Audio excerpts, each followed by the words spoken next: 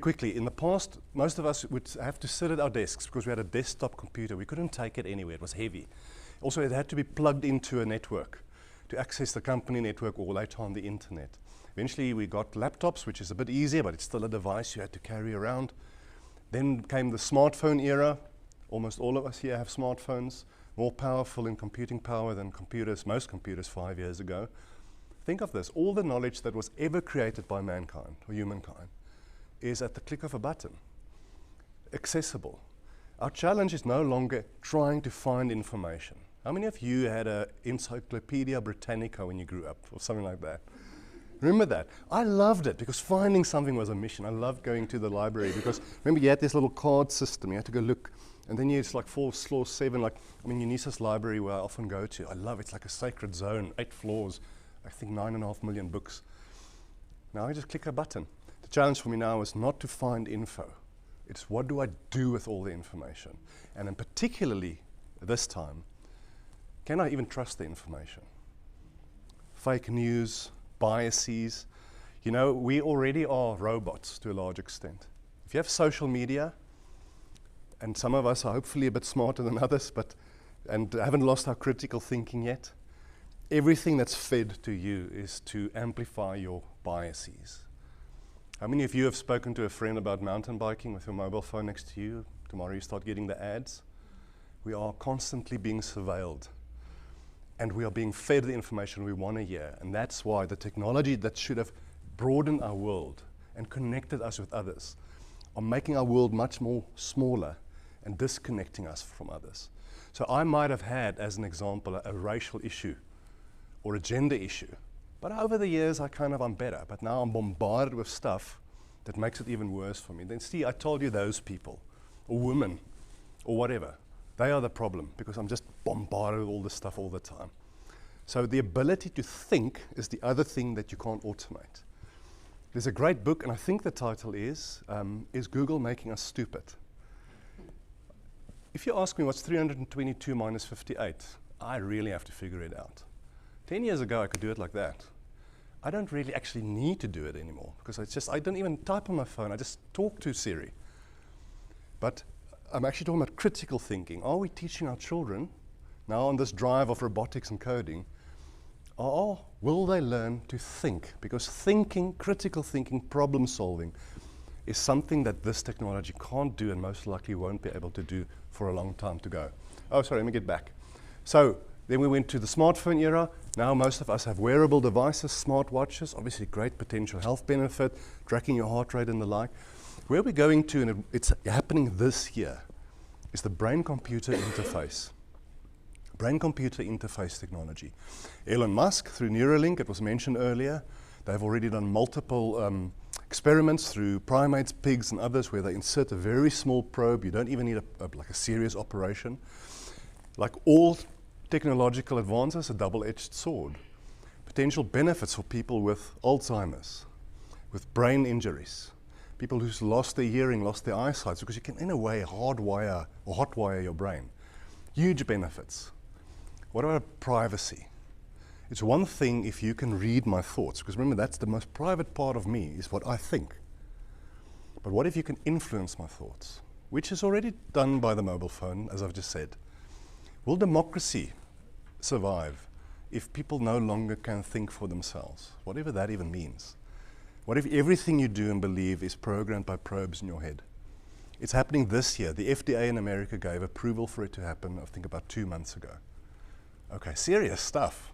So no longer working at the desk, no longer wearing it in my hand, no longer wearing it on my body, having it inside of my brain. It's not scaremongering, it's just this is the reality of what's happening at the moment. A little bit about Africa, it's a massive place. I mean, look at this. I didn't believe it when I first saw this picture, okay? Look at, continental US, China and India fits into our continent. If you've traveled across Africa, you will know. Just flying, not even north-south, just east-west. It's massive. There's about 3,000 different languages spoken on our continent. These language sets for chatbots or conversational AI are all English or some of the, call it previous colonial languages, Portuguese, French, Spanish and others. We are not able to serve the populace of Africa or even South Africa in our native languages to interact with this technology. Now, there's a lot of people, governmental and non-governmental, doing great work in this regards, but I have to build those language set models from scratch. Medical imaging, my good friend Dr. Catherine Maleba here at Tukkies, she's a breast cancer researcher, and they're doing amazing work, especially in far-flung areas where they do scans with handheld devices connected to the cloud to get an almost immediate and almost 100% accurate diagnosis, followed then by treatment planning and the like. The problem is, again, obviously it's relying on hundreds of thousands, if not millions of images of breasts or prostates or lungs. Most of those data sets are Northern European or American, and yes, it's most likely 80% usable. But we do have societal and specific health problems on this continent that is not built into those learning models. Again, luckily, there's a lot of people busy building those models. Okay, some of our issues, you all know this, connectivity, massive problem even here in South Africa. A lot of it has to do with electricity supply.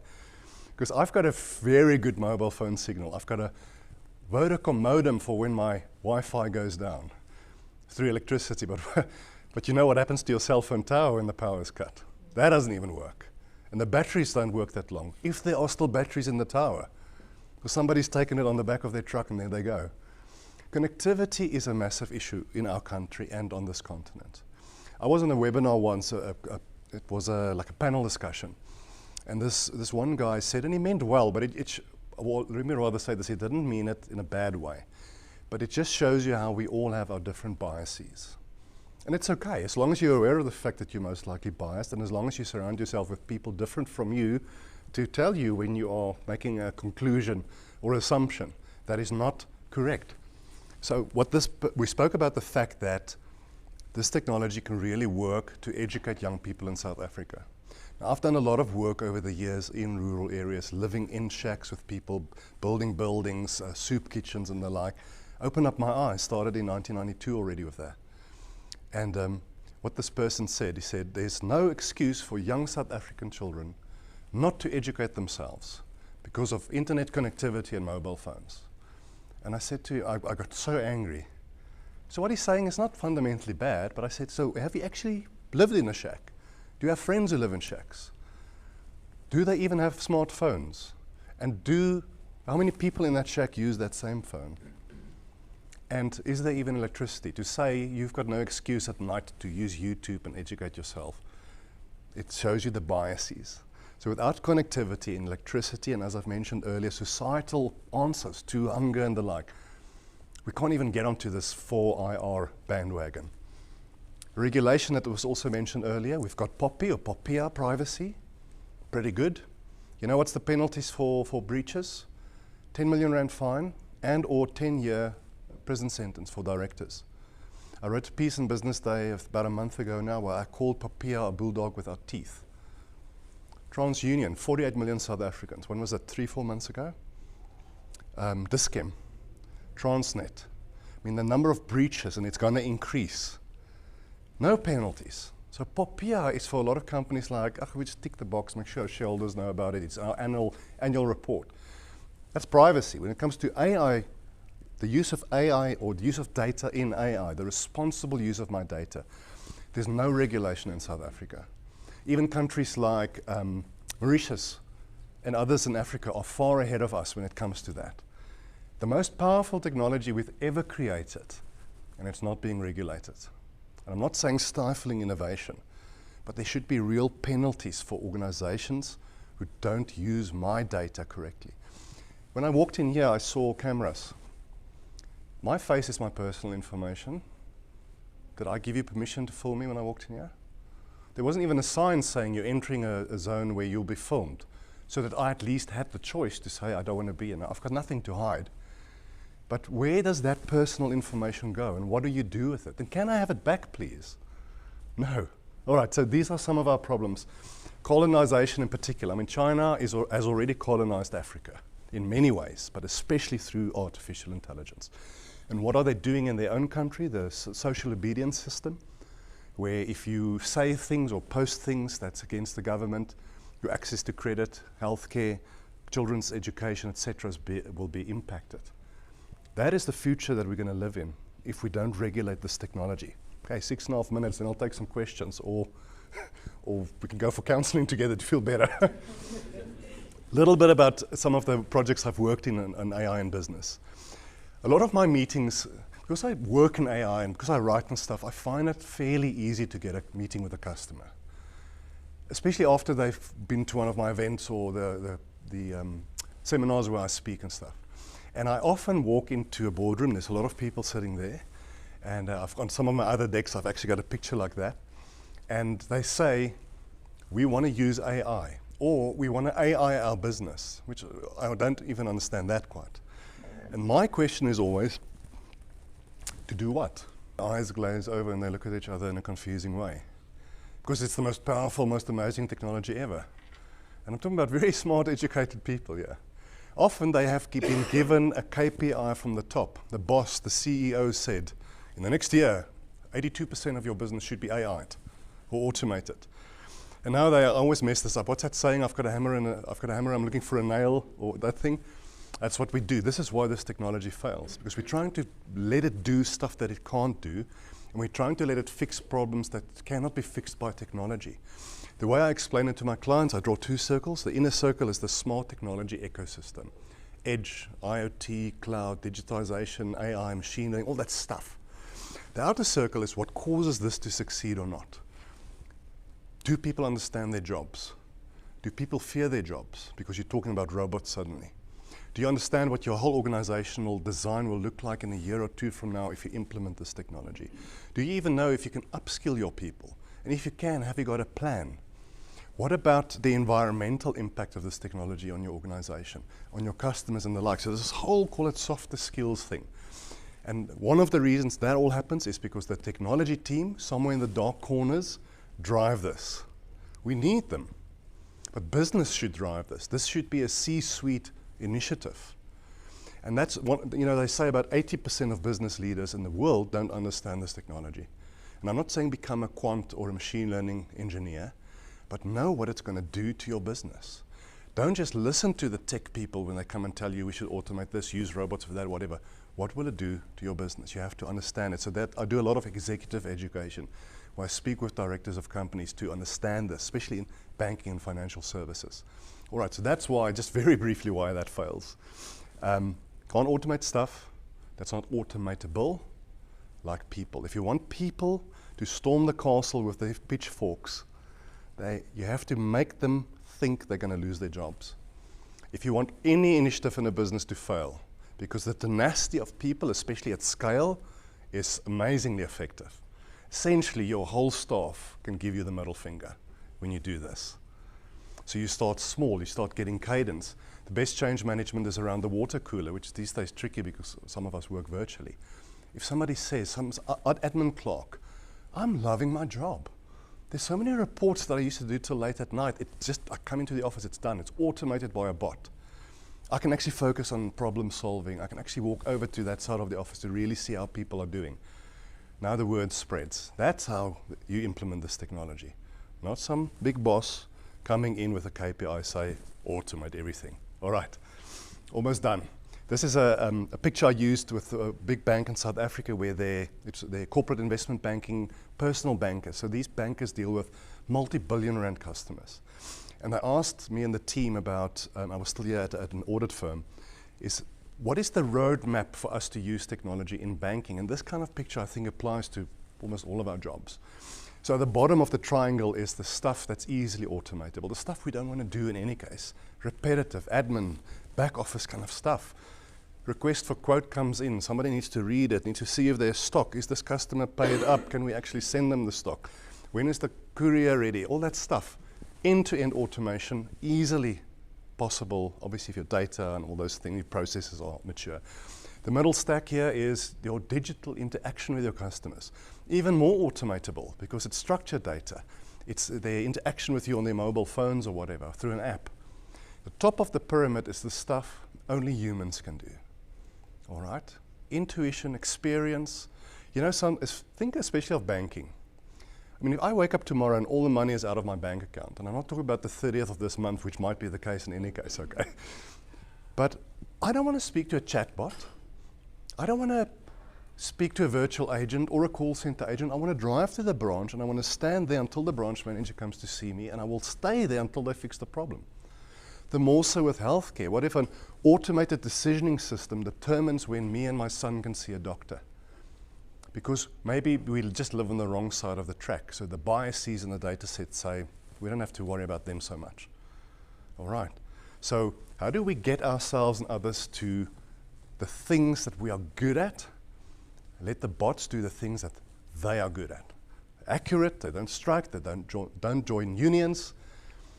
They make mistakes because of the way we train them often. But how do we get the people who work for us, and how do we get ourselves up that triangle to do the things that we love doing? You know, sometimes you have that day at your work, and it's unfortunately rare sometimes. You know, when you go home and you feel so fulfilled, you had a really, really great day.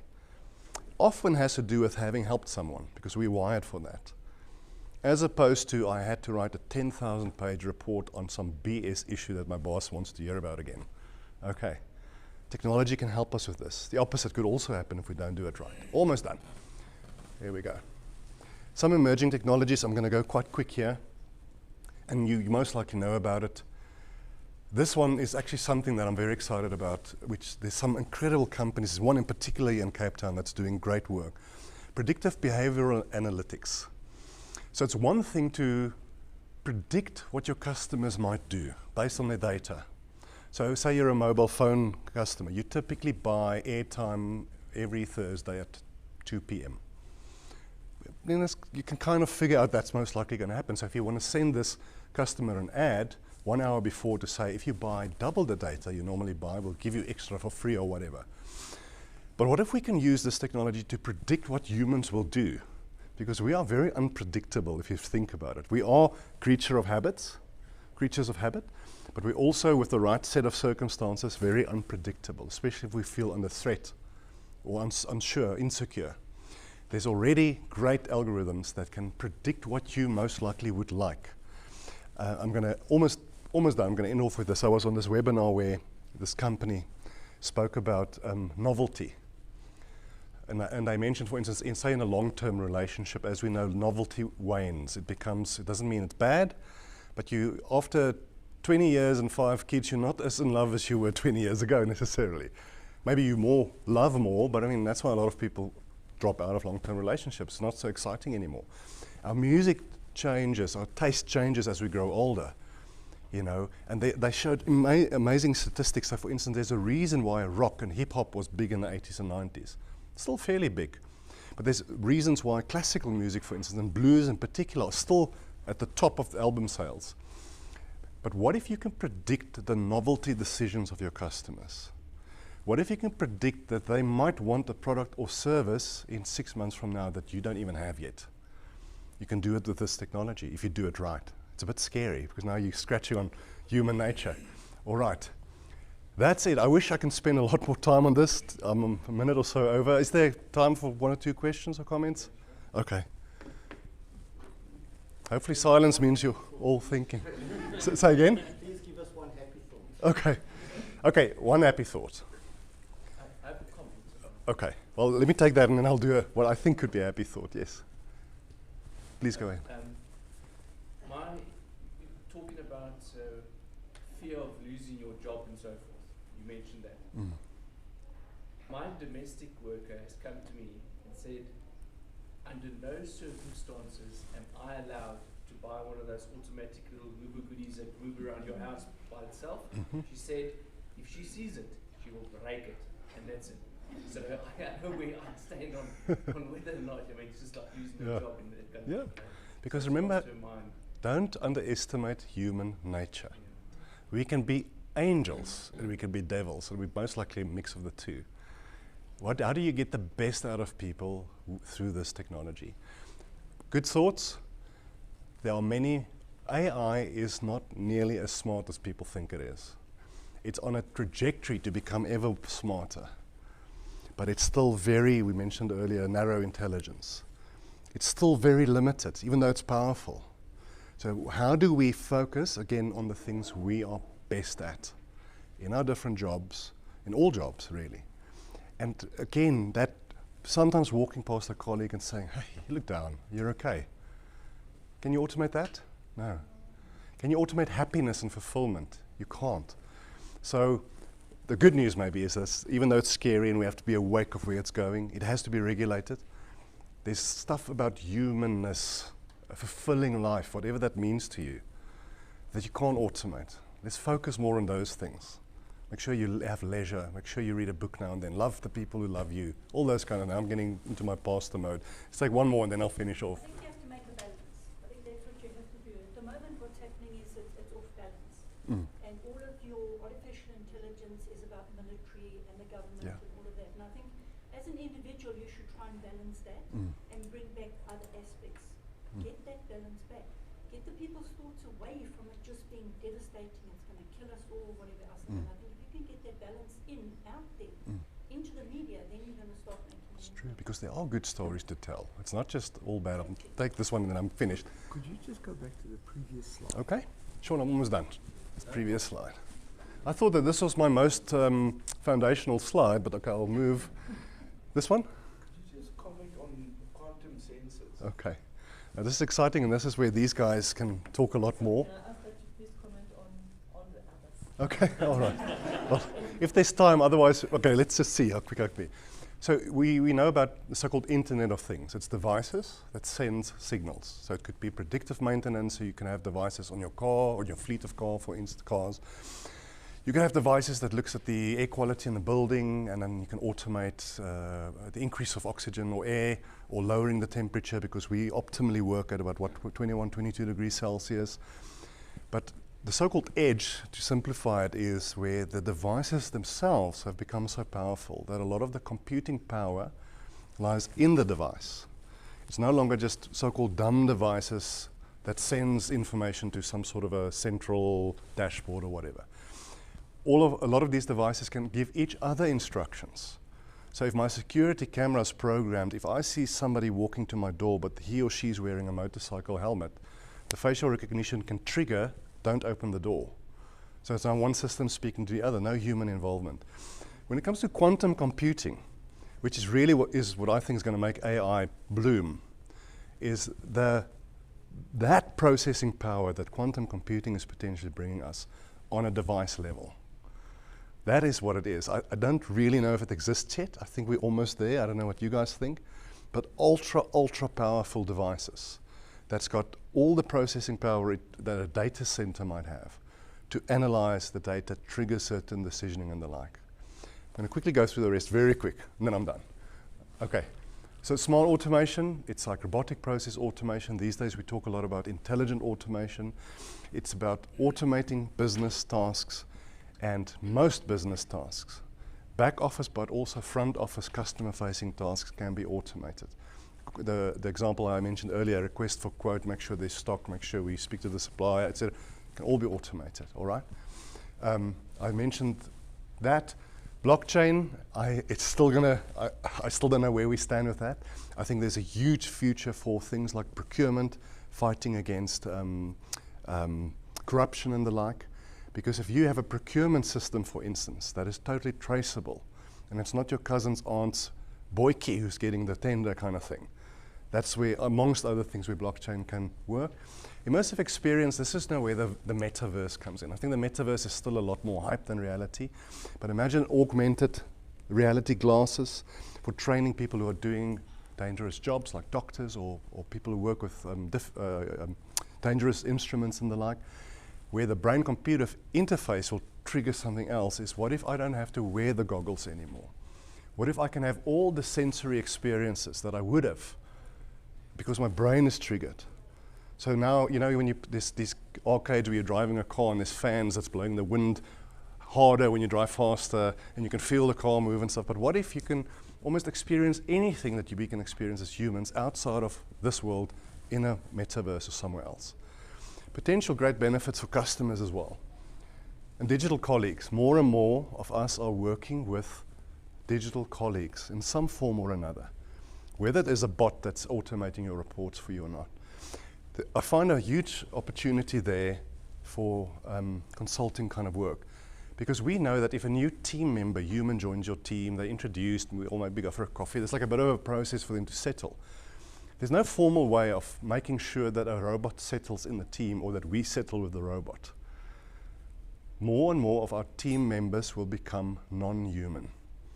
And how we work with them and what we expect from them is something else. And I think our time is far up. Thank you very much. I'm going to be around for a bit more if you want to chat. Andrew, I'm going to have to go during your talk though, but thank you everyone. I hope it was helpful. Don't jump off a building. There are some positive things too. Sorry it took so long.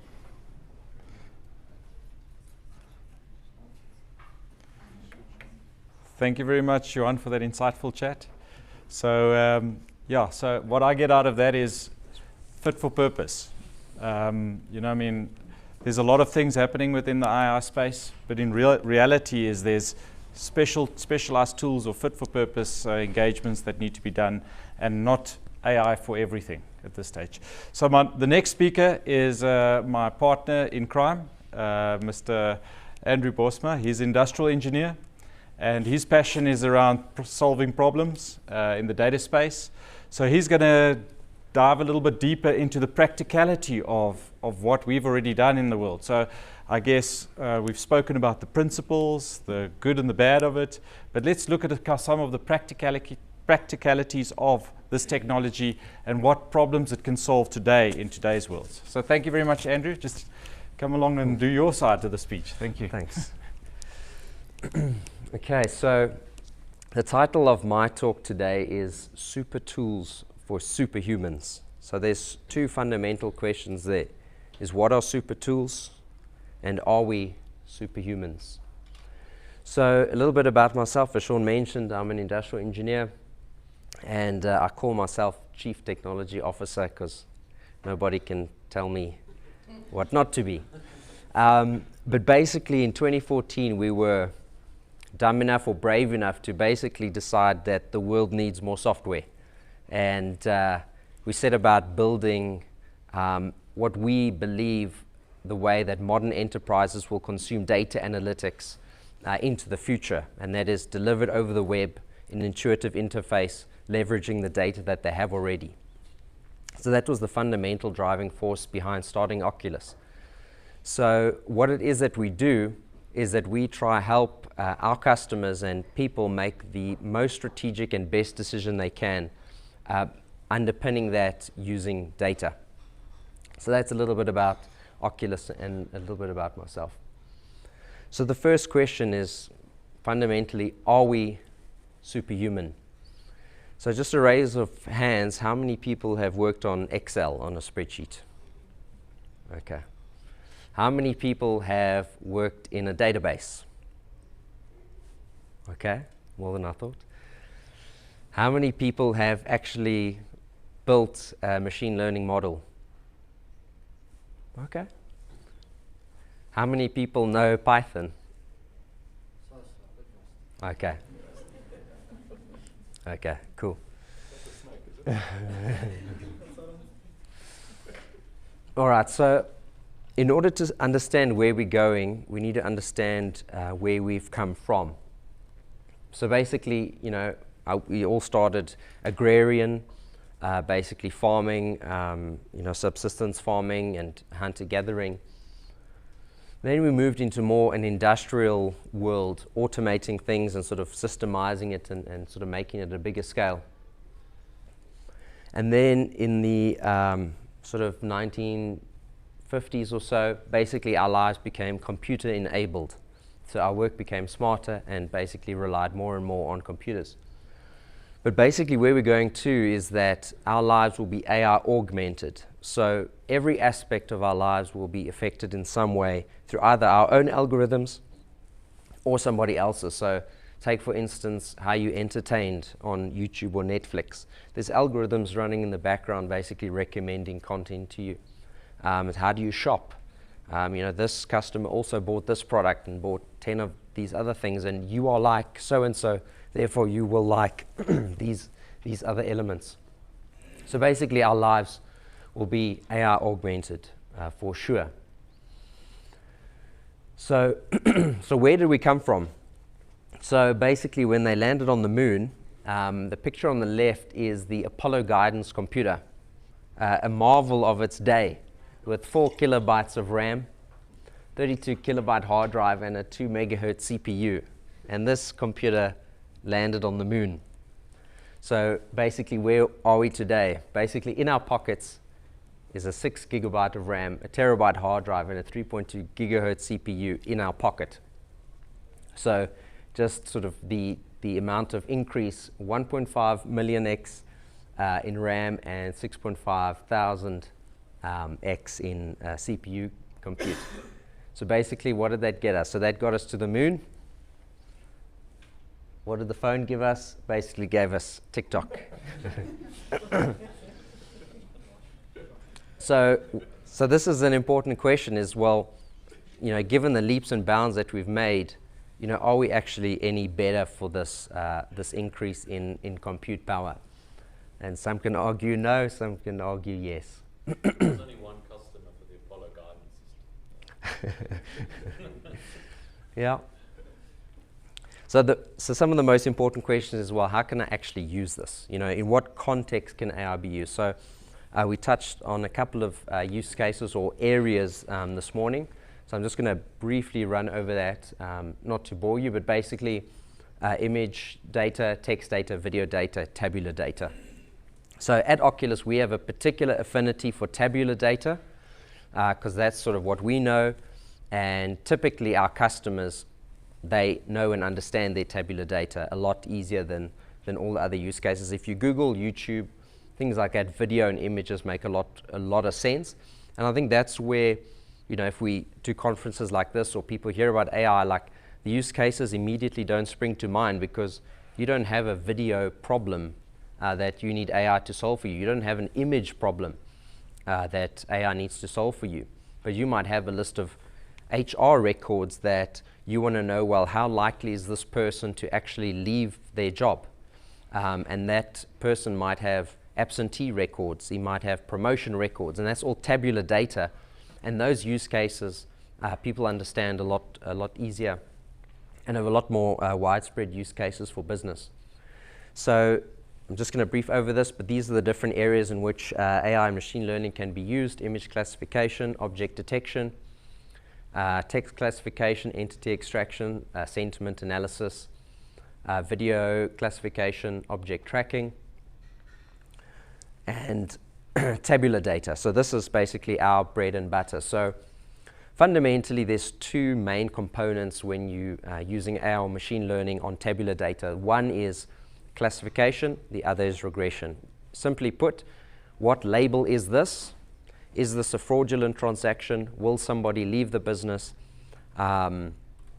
Versus regression, which means what salary should this person get? What value is this house worth given certain characteristics? So those are the two core elements that we find most businesses can use on a day-to-day basis. And forecasting sort of falls in the general gambit of machine learning, but it's technically not really. So when it starts to get practical, if you had to say, well, okay, start a machine learning project right now, you might not know where to start. So the way that that actually happens is what people call a pipeline. So you can think of a pipeline as a series of steps that happen in order to get to the output. So the first place that you always need to start is, where is this data?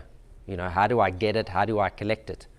So some of our colleagues in the IoT space know all about this. How do you deploy sensors in the field? How do you use existing databases and ERP systems and accounting systems to get this information out? How do you tap into CCTV for video feeds? And how do you tap into audio recordings like a call center or a support center? But fundamentally, you need to collect the data. Then you need to understand what that data is actually telling you before you can tell any algorithm what it must do. So you need to interrogate it, you need to clean it, you need to profile it, you need to visualize it. And for all of that, you need sophisticated reporting tools to do that. And one of the most important elements, and where people get it wrong, is they're basically expecting the model to somehow be accurate based on the information you feed it.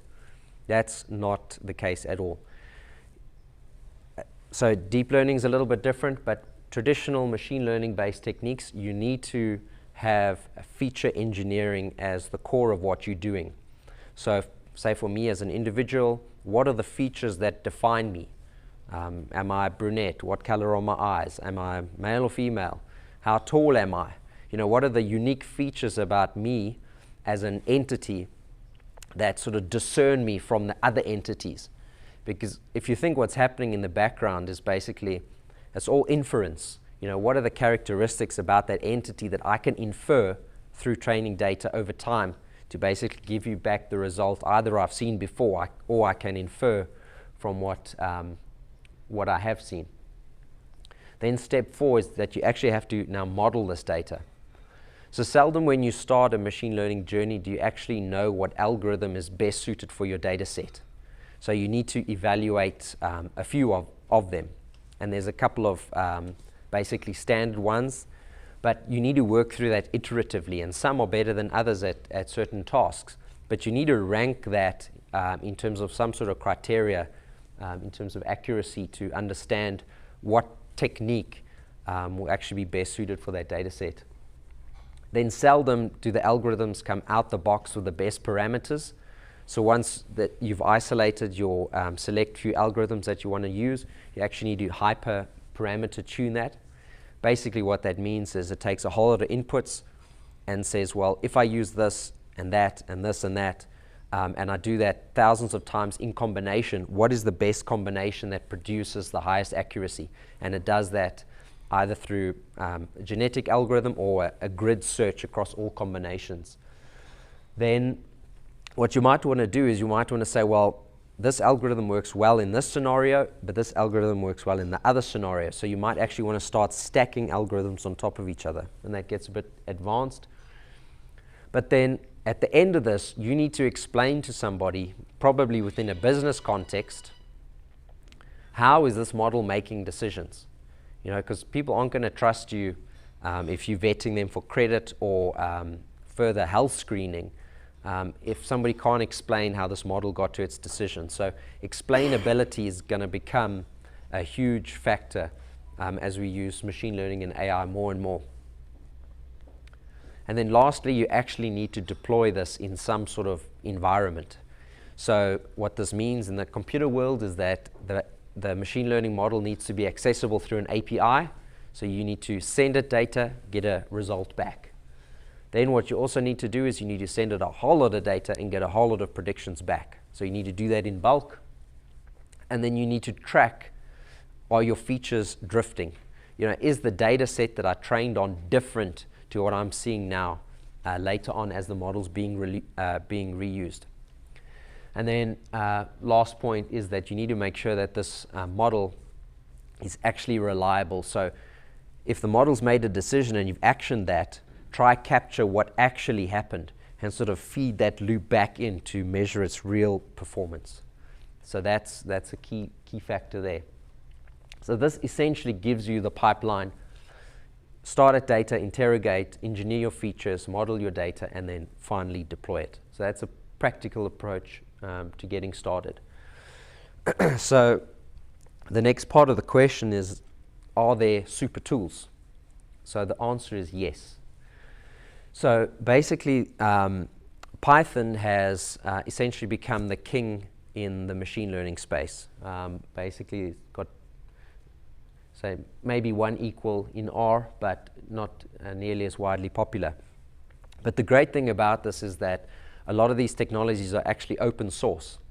So at Oculus, our ML engine is basically built on top of scikit-learn, which is an open source Python library with built-in machine learning techniques. But if you want to get into the neural network space, TensorFlow, PyTorch, Keras is a good way to start. And the two sort of algorithm types on the bottom is just XGBoost and LightGBM, which are just classification regression techniques that are also open source. Then the world basically moves from open source into more enterprise applications. Because what we find is that, say, if you're a data scientist, you can sort of be typing away in a Jupyter notebook, but you have to get that information and that model sort of back into the enterprise ecosystem. It has to be used. So basically that's where Oculus, where we play, but a lot of other players in the hyperscalers like Google Cloud, Azure, Amazon, and Data Robot play. They sort of bring that AI, sort of make it enterprise ready in the way that people are used to consuming enterprise applications. All right, so this is a very, very interesting use case. So I'm gonna, in the next part of the slides, I'm gonna actually talk about what we actually did. But one of the interesting things is that I didn't know about this video until after we did it. This video, just to give you background, is around Shell, which is obviously with the petrol refinement. But basically it was all about a preventative maintenance use case. So I'm just gonna play it, and then we're gonna talk about what we actually did. In 2014, we had a big incident where we were lucky that no people got injured. Air control valve failed. The plug came loose from the stem and it starts oscillating in the process, and at one point it actually broke the body of the valve. We had to repair the plant. It cost us 3 weeks of unplanned downtime. We started thinking about how we could use the data that we have already collected to prevent future failures. I think it is. Yeah, I see some drift here from the... We contacted the Shell data science department. They had much more experience in this. What was fortuitous about the work with Pernis was that it came at a time where we'd been working in this space for quite some time, in shearwater in the UK. And what we've been looking at was the opportunity to effectively take all of the telemetry data that we had and to use that to train data-driven machine learning models to detect anomalies that humans otherwise wouldn't detect. And so we very quickly saw the opportunity to leverage this approach in Pernis. We have years and years of data. We started with 15 valves. We're looking at things like the temperature of that valve, the flow rate of that valve. Pressures once every minute or once every second. And we're using that to forecast, if you will, the normal behavior of that valve, and then understand where the behavior of that valve deviates from normal conditions. And when that happens, significantly enough to generate an alert.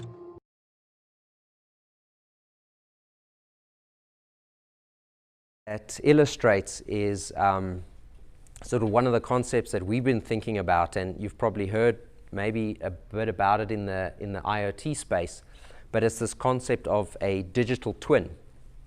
And now essentially why machine learning and IoT go so well together is that if you think about what a machine learning model or AI model is doing, it's actually building a mathematical function that represents how a system behaves in the real world.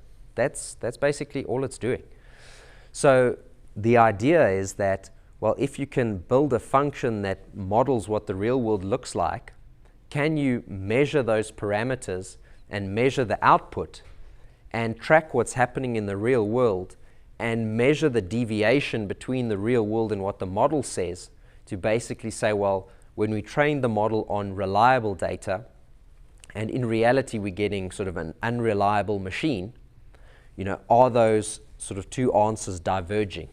So that's the critical sort of point here.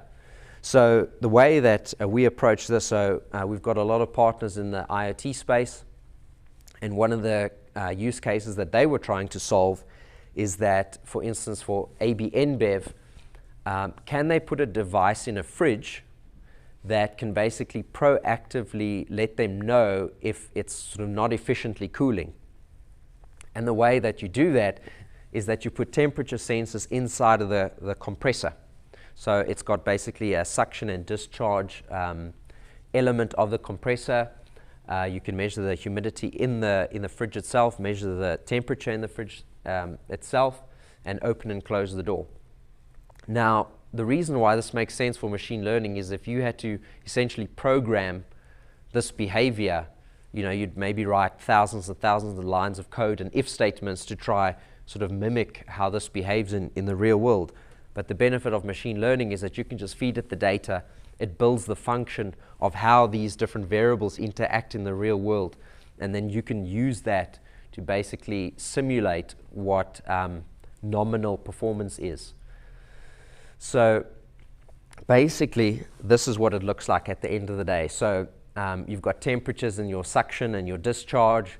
You've got temperatures inside the fridge. You've got whether the door's opening and closing or not.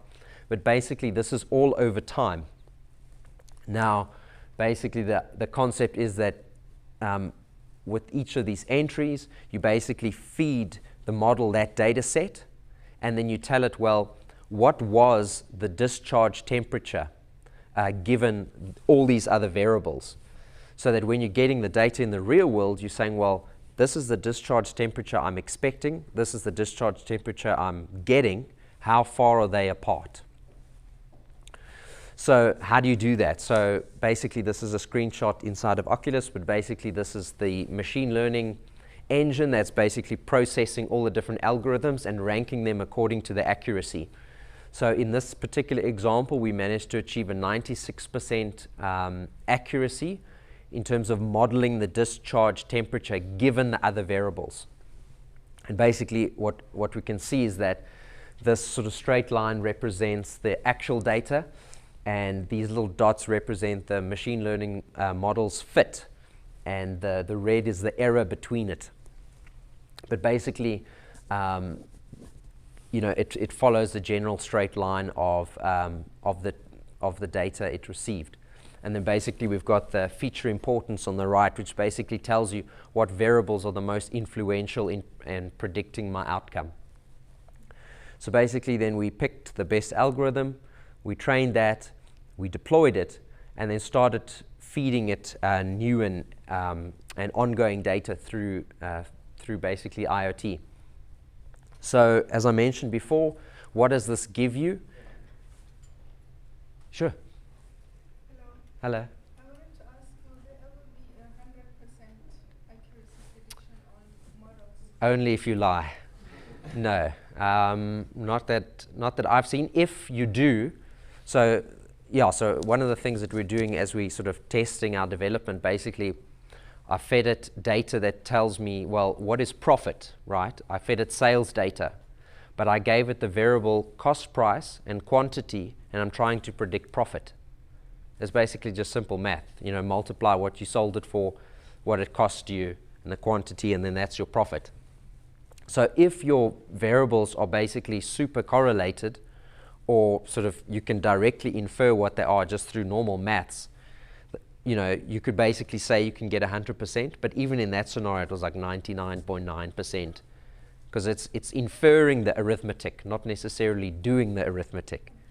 So you want to achieve for as high accuracy as possible, but I don't think, 96.5% is excellent. So basically this describes the fact that these variables have a relationship to one another that can be inferred. A couple of bad examples that we've done is sort of under 50%, you might as well throw a coin, and that's as good as it's going to get. So it really depends, but I wouldn't expect 100%, even in a normal mathematical scenario. But you want to aim for the highest accuracy you can. But one of the things that we've learned is that accuracy is not, you can maybe squeeze a little bit more through tuning your parameters and doing these things and switching out your algorithms, but basically it's all feature dependent. So if you've got a data set that has no representation of your output, it doesn't matter how good your algorithm is, you'll never achieve any level of accuracy. So coming back to the digital twin idea, so basically through training the data model, you've got a digital representation of something in reality that you can now experiment with, simulate with, and start building optimizations around. So this is what the dashboard looks like once all of that stuff is done. So in the green line at the top, we've got the actual data that came through, and the red line on top of that represents the machine learning model's fit of what it thinks the output is. Now what we can do is that we can start measuring the deviation between what actually happened and what the model says should have happened. And this is basically all powered through IoT sensors with the data flowing in. So over here, I'm basically calculating the net difference between the two lines. And obviously, the higher the peaks, the higher the difference between the two lines. And on the bottom here, I'm basically representing that in terms of a percentage. So basically, the highest deviation is about 30% of what we have over here. And what I also did is I'm just tracking in terms of the range of values where the model starts losing the plot on the sort of edges of the data set. And we can see that in the far left, the model has a difficult time predicting the lower range temperatures and a difficult time predicting the upper range temperatures, but it's pretty good, a sweet spot in the middle. So what can you do with this? So you can start using this in a basically programmatic way that says, well, if my deviation of reality against my model exceeds 30% or exceeds 30% over X amount of entries, start doing something. And that's exactly the video about Shell, is that they've got 15,000 valves. Model each one of those valves' normal behavior, track all of those valves basically using telemetry data, and measure where those two things don't match up, and that's where to focus on. So a really good symbiosis of sort of man and machine. So that's a bit about the practical elements, and if you actually had to see this in reality and worked in a particular use case. So why does this matter? So if you Shell and you've got 15,000 valves, you're not going to check each one. If you AB InBev and have got hundreds and thousands of fridges that you want to make sure your beers are cold, you can't check every one. So you want to use this to scale what you're doing and basically automate what you're doing. That's where this use case is particularly strong. So I came up with this quote last night. So tomorrow belongs to those who can predict it. I thought that was pretty cool. Yeah. So I don't know how much time I got left, but I'm happy to take any technical questions or specific questions if anybody has. Or should we hit our break? Cool. Yeah, sure. You showed us your computer screen and described what you had done. Yeah. Do you have your actual software to display or give us a demonstration for a few minutes? Yeah. So one can see what it looks like. Sure. Yeah. So I must admit, I don't know what your software is. Okay. Sure. Working copy of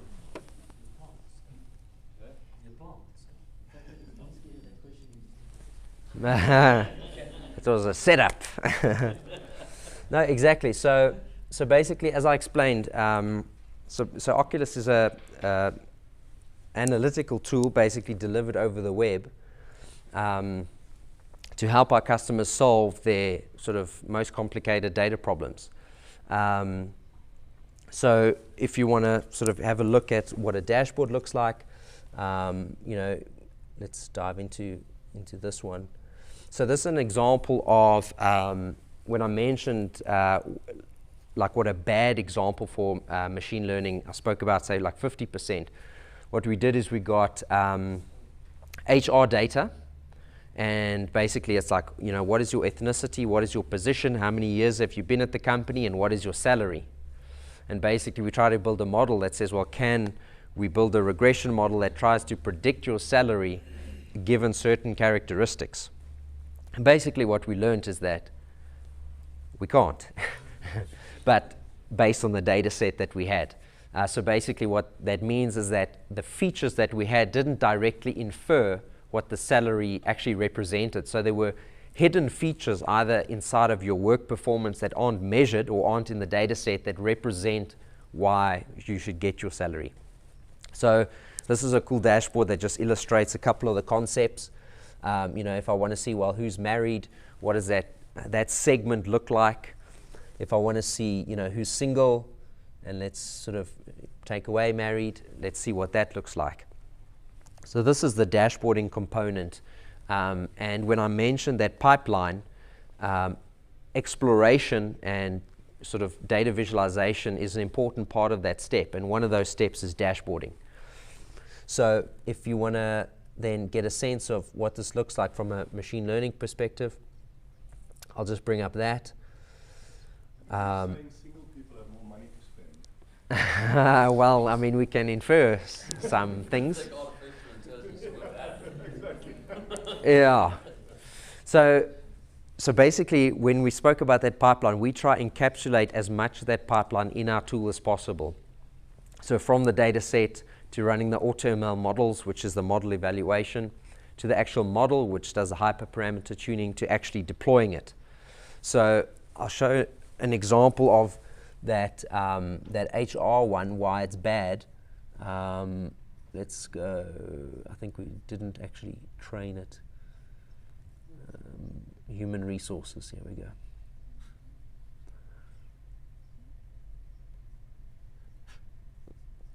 Yeah. So this is an example of what we call this basically the leaderboard, and this is where the algorithms essentially compete with one another for highest accuracy. And we can see that it's not doing too great. And if we look at this fitted line, obviously it's very different to that that fridge example, because these features don't actually give us a sense of what the output is. But basically, if you want to know how to achieve the biggest salary, the model's telling us that special project count is number 1. Number 2 is position, 3 is department, and what's interesting, number 4 is that your manager's name, which is quite interesting. So basically in this screen is, well, if you want to build these models, you feed it the data, it calculates all the stuff for you, and then you can choose to use it or not. So in the IoT example, basically you train it, you pick the algorithm that's the most accurate, you deploy it, and then basically as the new data comes in, you tell Oculus, okay, on this new data, predict, and then basically produce that dashboard that are shown on the other screen. So this is an example of what the UI looks like, and further to that. What it does tell you is that there's other data you should be looking at. 100%. Yeah, so basically what it's saying is that the relationship is not fully captured in the features that you've presented. Whereas if you look at a good one, let's find a good one. Let's go. I think we did a nice one on stolen vehicles, was quite interesting.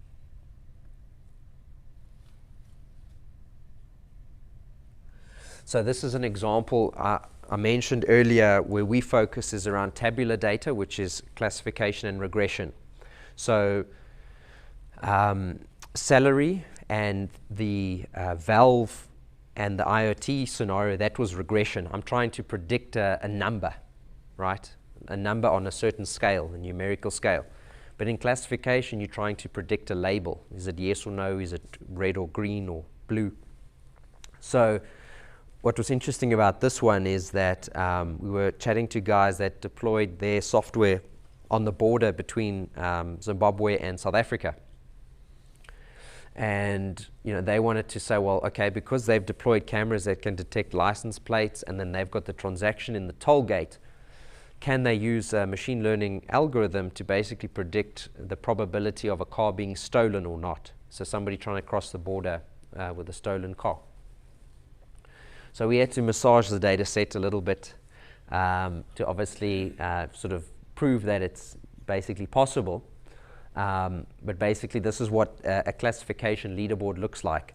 It's basically running through the different algorithms, cat boost classifier, light gradient boosting, extreme gradient boosting are the top 3. And then I know Ryan's going to cover this in his slides a bit later, but in the center is what's called a confusion matrix, not to be confused with being confused.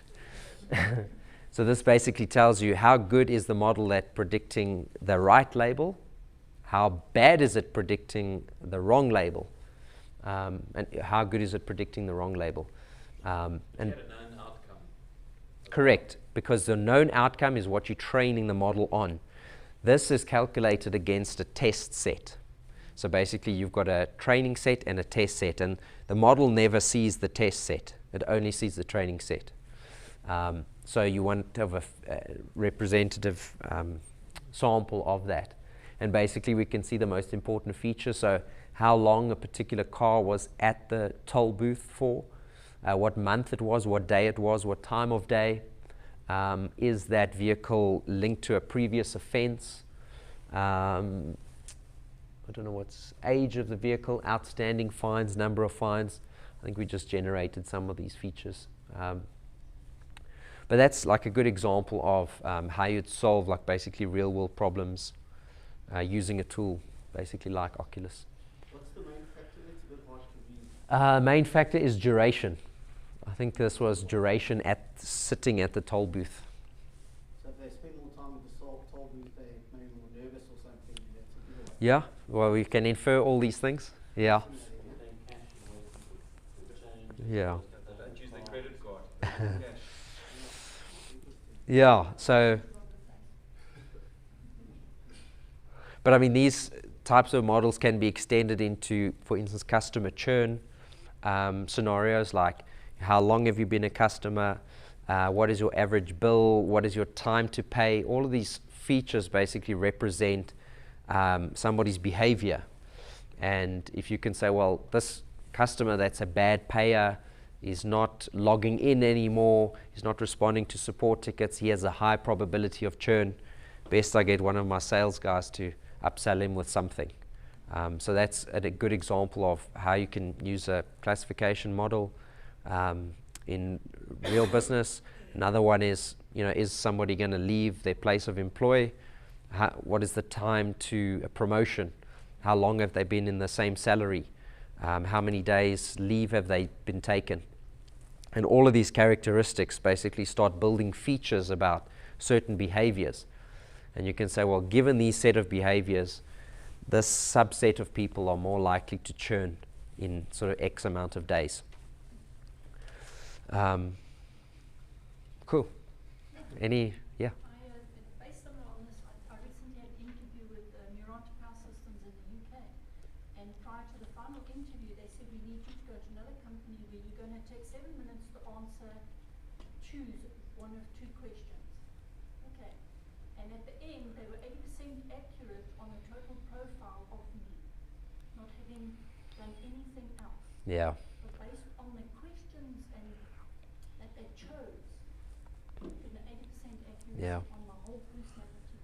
Yeah, no, it's crazy. So one of our potential partners in Canada, a company called Rattle Hub, they specialize in like estate, deceased estate, the post-process, post-death process. And part of that is capturing data around that estate. And basically they use machine learning to sort of prompt the next set of questions for somebody to fill in, to start building up that profile. And then they know sort of how to best manage that deceased estate just through sort of the prompting of questions. And it's all sort of inference of, what is the type of person that's answered these questions before? That's, yeah. So it goes back to the point that you made about having the wrong data.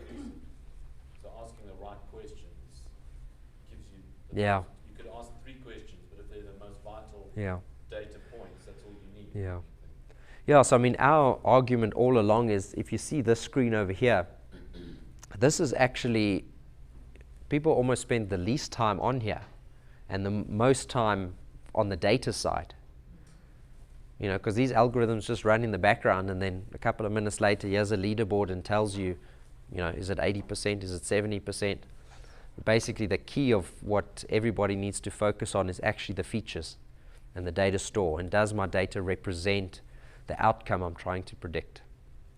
And you can remove features you don't need, so it saves time. And Yeah, some of the models will actually just Yeah. dump them anyway. Yeah. Yeah. On the data Yeah. collection, do you work on pre-existing data already that the organization already Yeah. have, or does new data have to be collected? No, so we collect, or we can connect to both old and ingest new. Doesn't really matter. If it's sitting in a database somewhere, it's basically connectable. The new data improves the model over time. That's the point. Yeah. Okay. Yeah, I think that I can just comment on your first image that you had on the screen where the Yep. ape man was growing and Yes. standing. I've got an image where the last guy's turning around, walking back and says, let's go back, we fucked Yeah, up." exactly. When I was searching for screenshots, that's exactly what I found. There's the last guy, he's standing with a gun, trying to shoot the guy coming. And that's the questions we need to ask. And I suppose, Johan addressed, is what do we do with this? But, the bottom line is it's here to stay, and we might as well use it. And to be honest, have you ever tried signing out of YouTube and watching YouTube versus signing into YouTube and watching YouTube? I'd sign in every single time. That experience is so much better based on, what you like, recommending new stuff in line with what you like. It's such a better experience. If I give them some data in the process, I'm getting a better experience at the end of the day. I think the problem there was, to Johan's point, then you're in a bubble of the things that you like. And you don't experience things you Well, know the bubble feels good. There's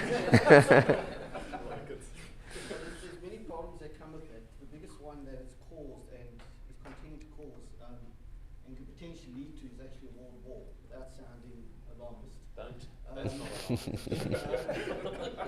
And it's simply because what has happened is, when your mind is conditioned to think only one way, and you can't think in many different ways, it limits your ability to empathize with other people. And that's the problem with your filter bubbles. So if I have a view, and we see this in American politics, like I'll prove my point here. Who here likes Trump? I like Trump. Who else likes Trump? Who here hates Trump? Now this isn't as extreme as I normally see. Generally, you get like real polarization between that. And yet you ask the very basic things like, what was Trump's economic policy? How did Trump change the taxation for estates, for example? Most people wouldn't know that. So then you say, how can you like or hate the guy and know nothing about his policy? Another example is COVID vaccines. People, I don't want to get a vaccine. Okay, explain to me in 5 steps how mRNA vaccine works. But you don't want to get a vaccine, you don't even understand what it does. So this is the problem that we have. So I think if the algorithms were better designed to actually educate people rather than indoctrinate people, would be a good thing. Well, the way they're currently set up, I think, is very harmful, destructive. I'll put it this way, I don't go to YouTube as the source of my information or my knowledge. I go there for entertainment. And so, but yeah, it depends. No, but 100% agree. Yeah. Okay. Well, thank you very much, Andrew. Cool. Thank you so much. On that controversial note, let's have some more coffee and have another 10-minute break. Is that all right for you guys? And then we come back and we wrap up with young Ryan and myself, and then that'll be the day. So enjoy the coffee and we'll see you in a couple of minutes. Thank you.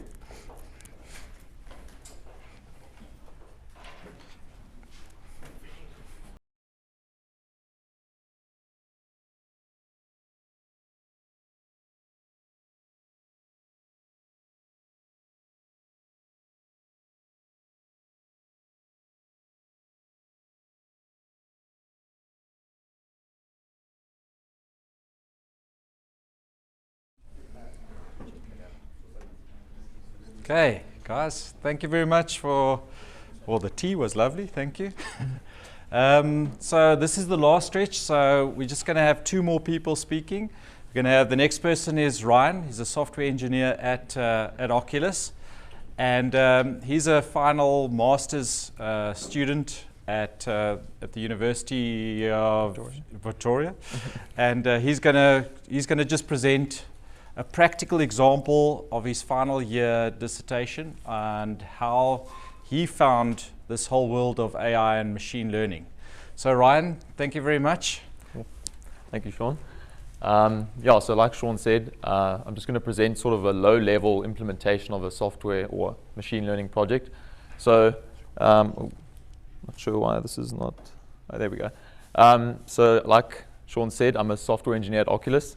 Unfortunately, the title of CTO was chosen, so I can't be whatever I want to be, but I'm a master's student at the University of Pretoria, like Shawn said, and this was actually like an assignment given to us, and I'm going to sort of present it in that way from a sort of academic point of view.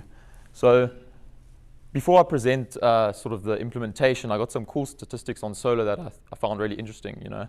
So I found on the internet that basically 174 petawatts of energy strikes the Earth as solar radiation at any moment, even if it's cloudy.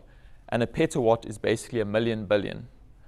And if we wanted to save 1 year's worth of electricity to power the whole world, it would only take an hour if we could collect that amount.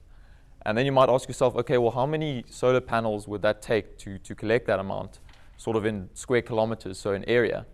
And it would basically take about 1.1 million square kilometers of solar panels. And the area of South Africa is actually 1.2 square million kilometers. So it's almost covering the whole area of South Africa in solar panels just to collect that amount of energy. But moving on, basically, what was the problem? So the problem was, can you detect the presence and the area of solar panels within the Tshwane municipality area, also from a satellite image? And you'd ask yourself, okay, what is the value of this? Why would you even do this? Obviously, you don't want to go through the whole implementation of this machine learning project without some value. So basically, I think the biggest one would be to report on the expansion and the progression of solar energy within a specific area. And expanding a bit more on that is like, how do you quantify the value of the solar energy revolution? And I've broken that down into a few things. So whether you sort of private or you governmental or whatever, there's things like green initiatives. How do you measure your carbon footprint reduction? Or how much money you're saving by using solar? So, and then I think the last one is capacity planning. So if you know how much this area is producing in terms of solar, you will not have to sort of cater for that much electricity using the grid. So just before I get into the implementation, I just thought, okay, let me give you guys like a brief summary of what I think machine learning is in sort of my words. And for me, it was, so humans, we collect data and we feed this data to a computer in a form that they can understand. And then by using stats and maths, we can basically formulate a model that can be used to make a prediction. So put simply, we teach machines to make guesses based on the examples we give it. And so that's what AI and machine learning is to me. But then what it is not is, it's not something that you can throw at every problem and expect that it's going to be solved. It's more often than not a process that's quite collaborative and iterative.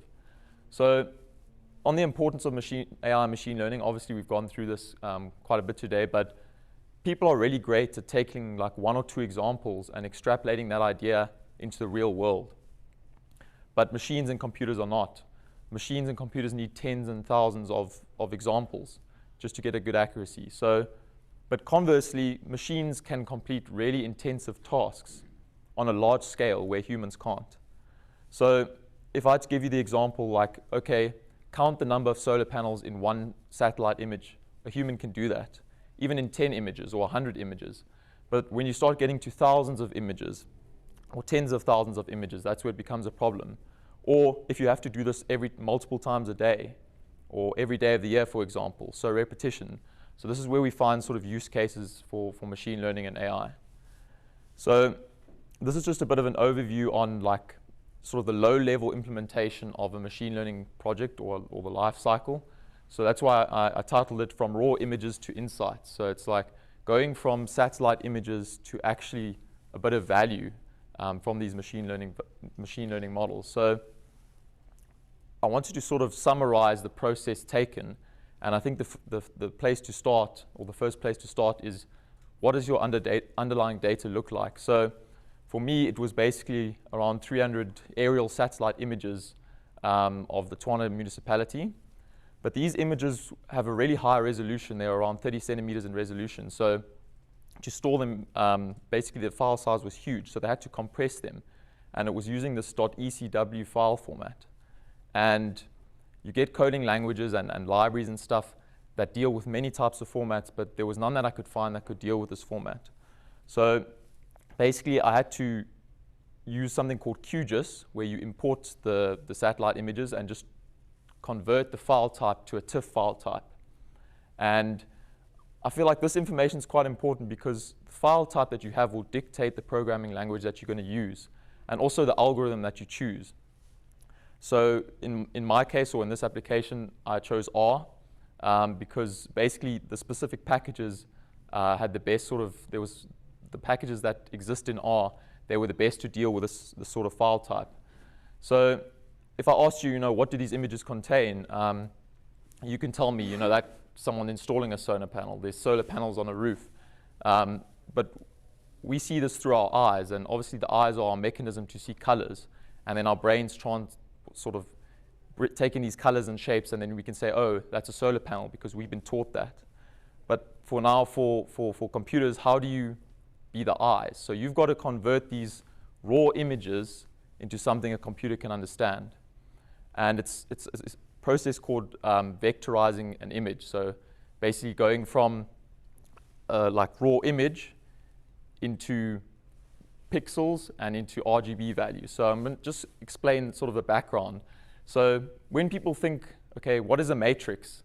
And you usually think, oh, a matrix is sort of like a green screen with numbers just scrolling. But actually, a matrix is a way of storing data. So basically, it's a set of numbers laid out in rows and columns. And the size of a matrix is basically dictated by the number of rows and columns. And you can have something called a column vector, which is one column with multiple rows, or a row vector with one row, multiple columns, or a matrix, which is a combination of the two. So in this instance, it's a 3x3 matrix. It has 3 columns and 3 rows. But then you get something at the bottom, which I thought is important to explain to you before I get into vectorizing an image, and it's basically how you can store a matrix within a matrix. So you don't actually have to store just raw numbers in those positions. And this is quite important because basically what you do when you take an image into a programming language is you would convert the RGB values into sort of a row vector and then store them in a matrix.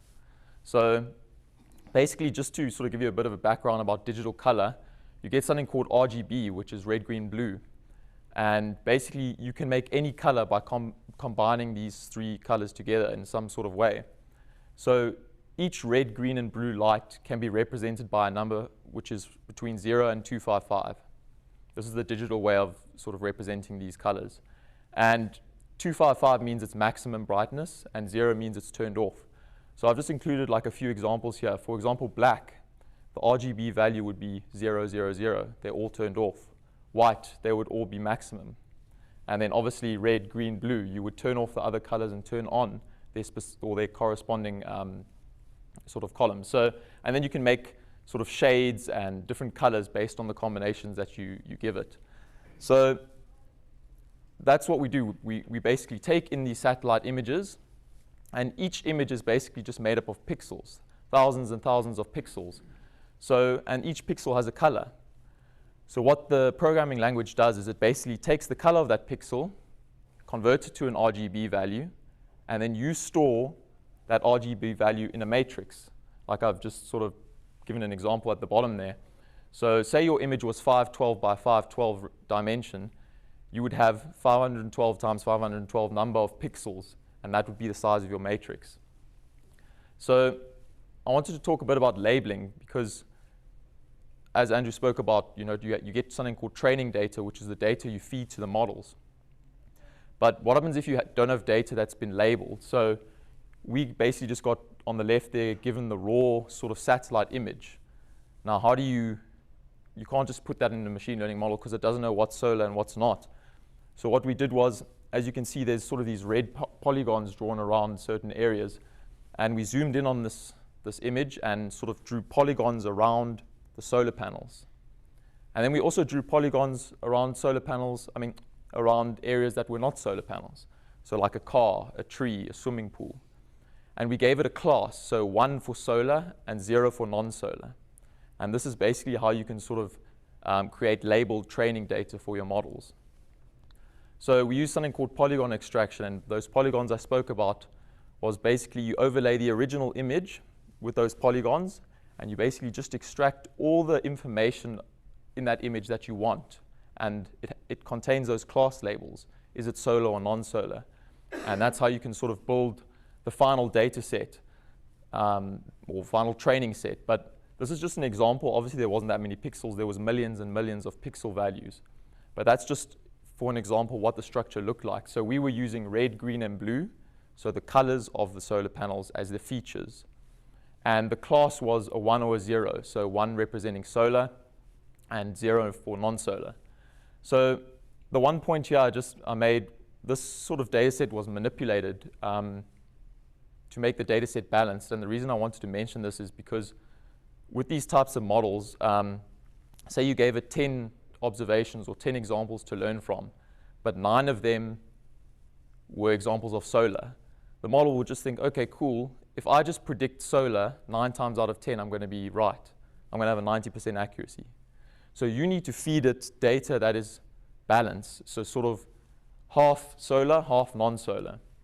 And yeah, just a summary. So class solar or non-solar was the variable to be predicted, whereas red, green, and blue pixel values were the feature variables we used to predict that. So Andrew touched on it a bit before in his presentation. You get different types of models. You get regression and classification. So regression is trying to predict a continuous variable, like housing price, based on a house size or the area the house is in. Whereas classification is more, it's predicting something discrete. Is it solar? Is it non-solar? Or is it cancerous or non-cancerous? So you obviously get different machine learning models within those subsets. And then you ask yourself, well, why would you investigate different machine learning models? And each machine learning model is going to have its own unique set of characteristics. And we want a model with the best performance. And then you might think, okay, well, what do you classify as performance? And I basically broke it down into a few common factors that I thought were most important. So the most common deciding factors is first the model type. So are you doing regression? Are you doing classification? That will also infer sort of which models you'll choose. The model complexity. You want to obviously implement the model that is the easiest to implement with the highest accuracy. You don't want to implement a model that's really hard and really complex if you don't gain any accuracy from it.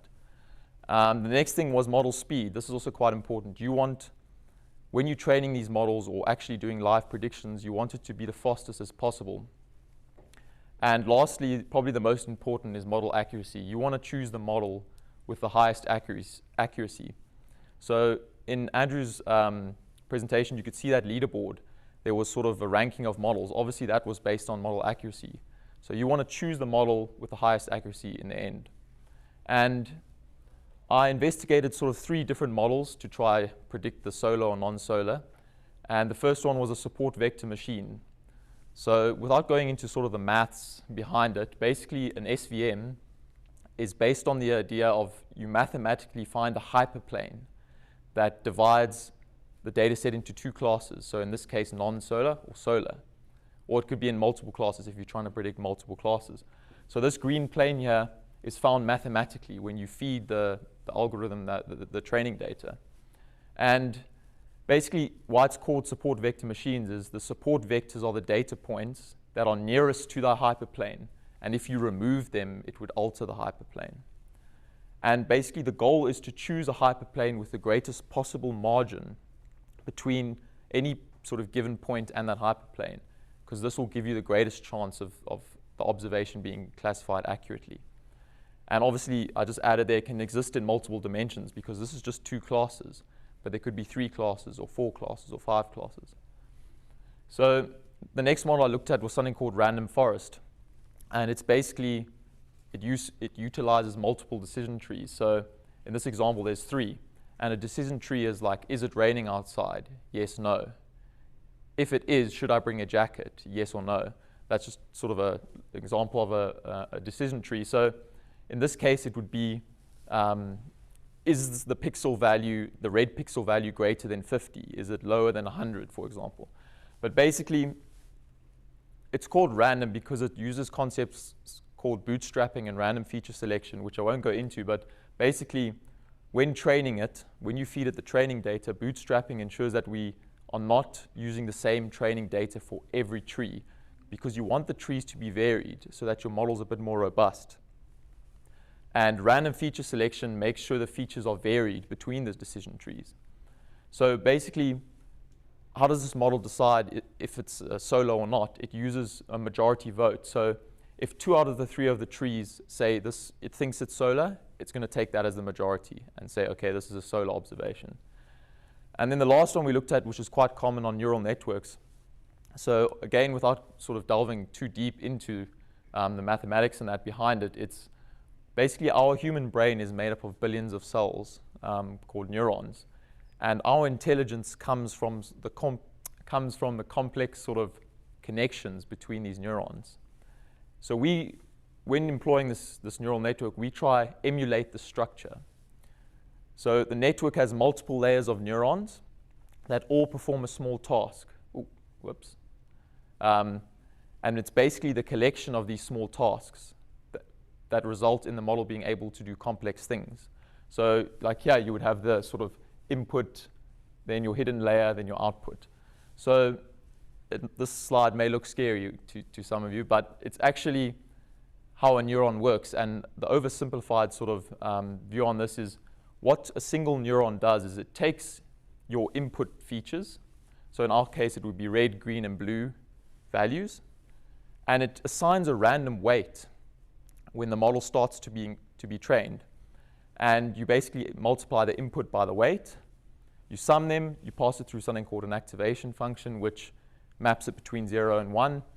And then your output is a vector of probability. So how probable is this pixel what is the probability that this pixel belongs to the solar class? And this is how actually neural networks get trained, is they will start with a random weight and make a prediction.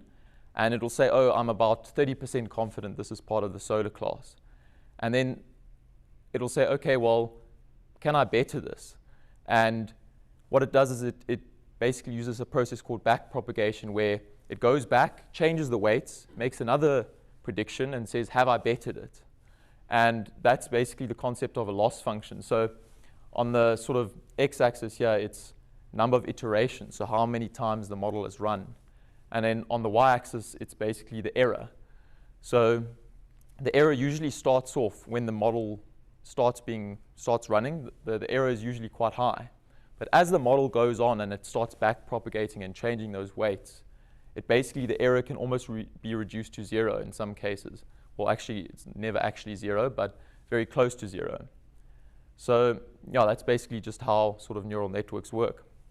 And then, like Andrew touched upon, the confusion matrix, which is quite aptly named, is just a 2x2 matrix, and it summarizes a classification model's sort of results.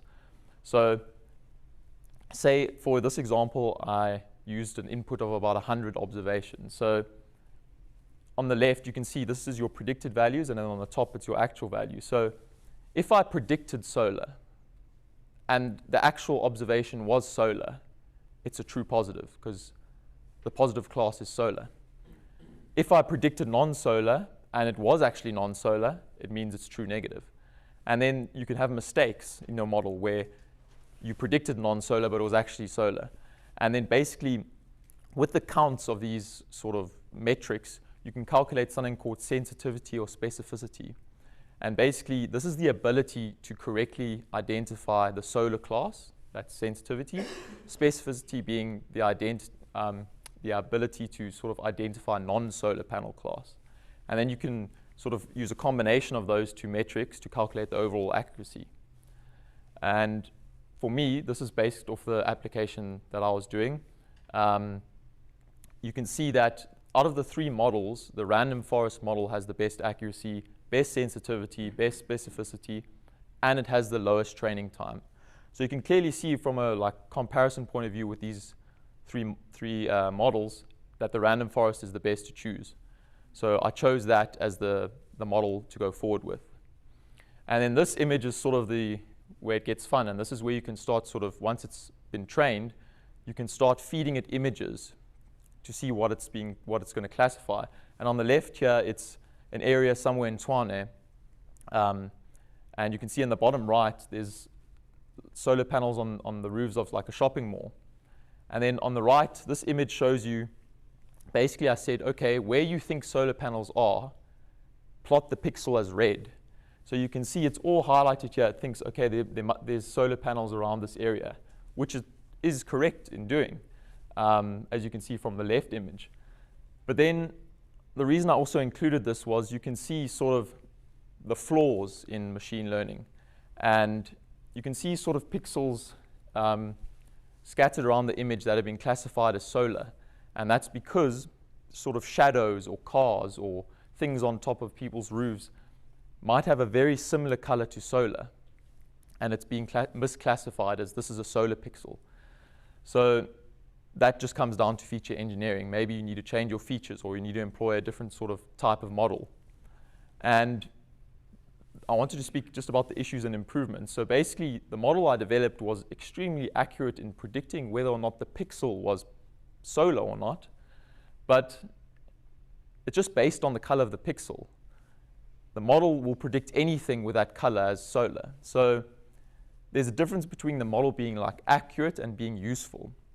So you can always improve your model. So I thought, okay, how can I improve this? And I thought you can basically take some sort of density-based clustering algorithm. So where there's pixels that have a high density, you would say, okay, this is most likely going to be a solar panel. And then where there's pixels where it's very scattered and there's a very low density, you would say, okay, maybe this is an error, this is a misclassified pixel, sort of discard that. And that's how you can improve it. And what does this tell us about machine learning? Well, your model might be accurate, but it may not be useful for that specific application that you are applying it to. The model must solve your specific problem. So in this case, it was sort of a 50-50.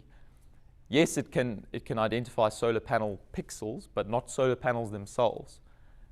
And there are always improvements that can be made. So basically by implementing that sort of clustering algorithm. So you can always improve your machine learning algorithms. So basically this just speaks to the point that it's not a set and forget solution. It's something that it's quite collaborative and it's constantly evolving. And well, at the end of it, you want to reap the rewards of this process. So you know why you ultimately started this process. So if I gave you an example, like what is the solar percentage or solar density in the Doornpoort area of Tshwane? Well, you would feed that satellite image into your model that you've trained and you'll get the answer. So these are just a few insights I found from this. And this area occupies around 28 kilometers squared. The model says, okay, 3.2 of this is covered in solar. That's with a small amount of error because it wasn't 100% accurate. This area, well, 3.2% of 28.45 is almost 1 kilometer squared of solar. So just doing a bit of searches and calculations on the internet, I found that 1 kilometer squared of solar panels would produce 193 megawatt hours of electricity per day. So if you extrapolate that, this area, the Doornpoort area, is basically producing roughly 175 megawatt hours per day. And now we spoke about the value. You know, why would you do this in terms of monetary savings, capacity planning, or green initiatives, or carbon reduction? So I took an electricity statement and I just saw, okay, how much is 1 kilowatt hour? How much do you pay per 1 kilowatt hour? And it was R1.88. But actually, the more you use, the higher the price goes up. So this is actually a low estimate. But using this R1.88 and the 175 megawatt hours, basically this area is saving around 330,000 worth of electricity per day. And it's probably a lot more due to those surcharges. And then speaking about the sort of carbon footprint reduction and green initiatives, to produce 175 megawatt hours worth of electricity, it takes 173, well, it doesn't take, it produces 173 tons of carbon dioxide. So basically every day, that small portion or that small area in Tshwane is saving 173 tons of carbon dioxide. And then I thought, okay, well, how can I put this sort of in simpler terms? Well, what is the equivalent of 173 tons of carbon dioxide? And that's 27 diesel or petrol-powered vehicles. They produce that in 1 year, and you saving that in 1 day. It's the equivalent of burning 62 tons of coal. You're saving that in 1 day. It's also the equivalent of 53,000 liters of petrol. And now, everyone knows that trees take in carbon dioxide and they produce oxygen. So I thought, okay, well, what would be the number of trees that would actually offset this amount? And it turned out that it would take over 1,000 trees to offset this amount of carbon dioxide. And you saving all of this every day just by using solar. And these are insights, basically, that can be extrapolated from a machine learning model. So yeah, basically, all these insights can be extracted from one machine learning model. Yeah, thank you.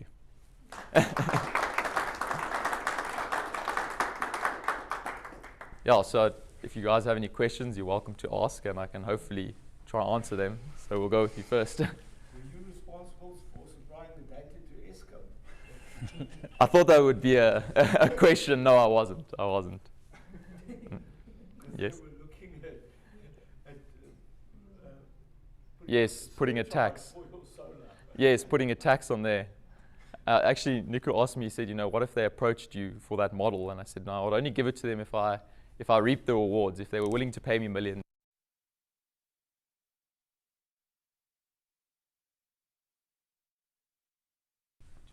There we go. So yeah, Ryan, thank you very much. Thanks for the compliment, Ryan. Yeah. So will you just change?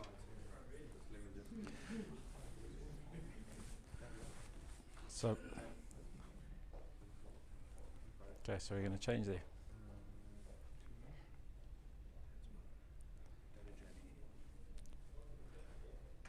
Okay, well, hopefully I'm going to stand up to Ryan's great skills. So I'm going to do some tap dancing, yeah? So just don't crit me too much. No, so this has been quite a phenomenal day for us, you know, to set this up and have you guys coming through and chatting about or listening to what we have to say. So afterwards, we're going to have a couple of, we'll have some coffee and we can chat, and if there's anything that you guys want to know more on a personal note. But what I thought to do is to wrap it up in what we call the data journey. And this is really about how this AI is practically implemented in organizations. So I'll just tell you a story. This weekend, I was sitting having a braai like most of us South Africans do. And I met one of my friends that I hadn't seen for many years, and he's an engineer.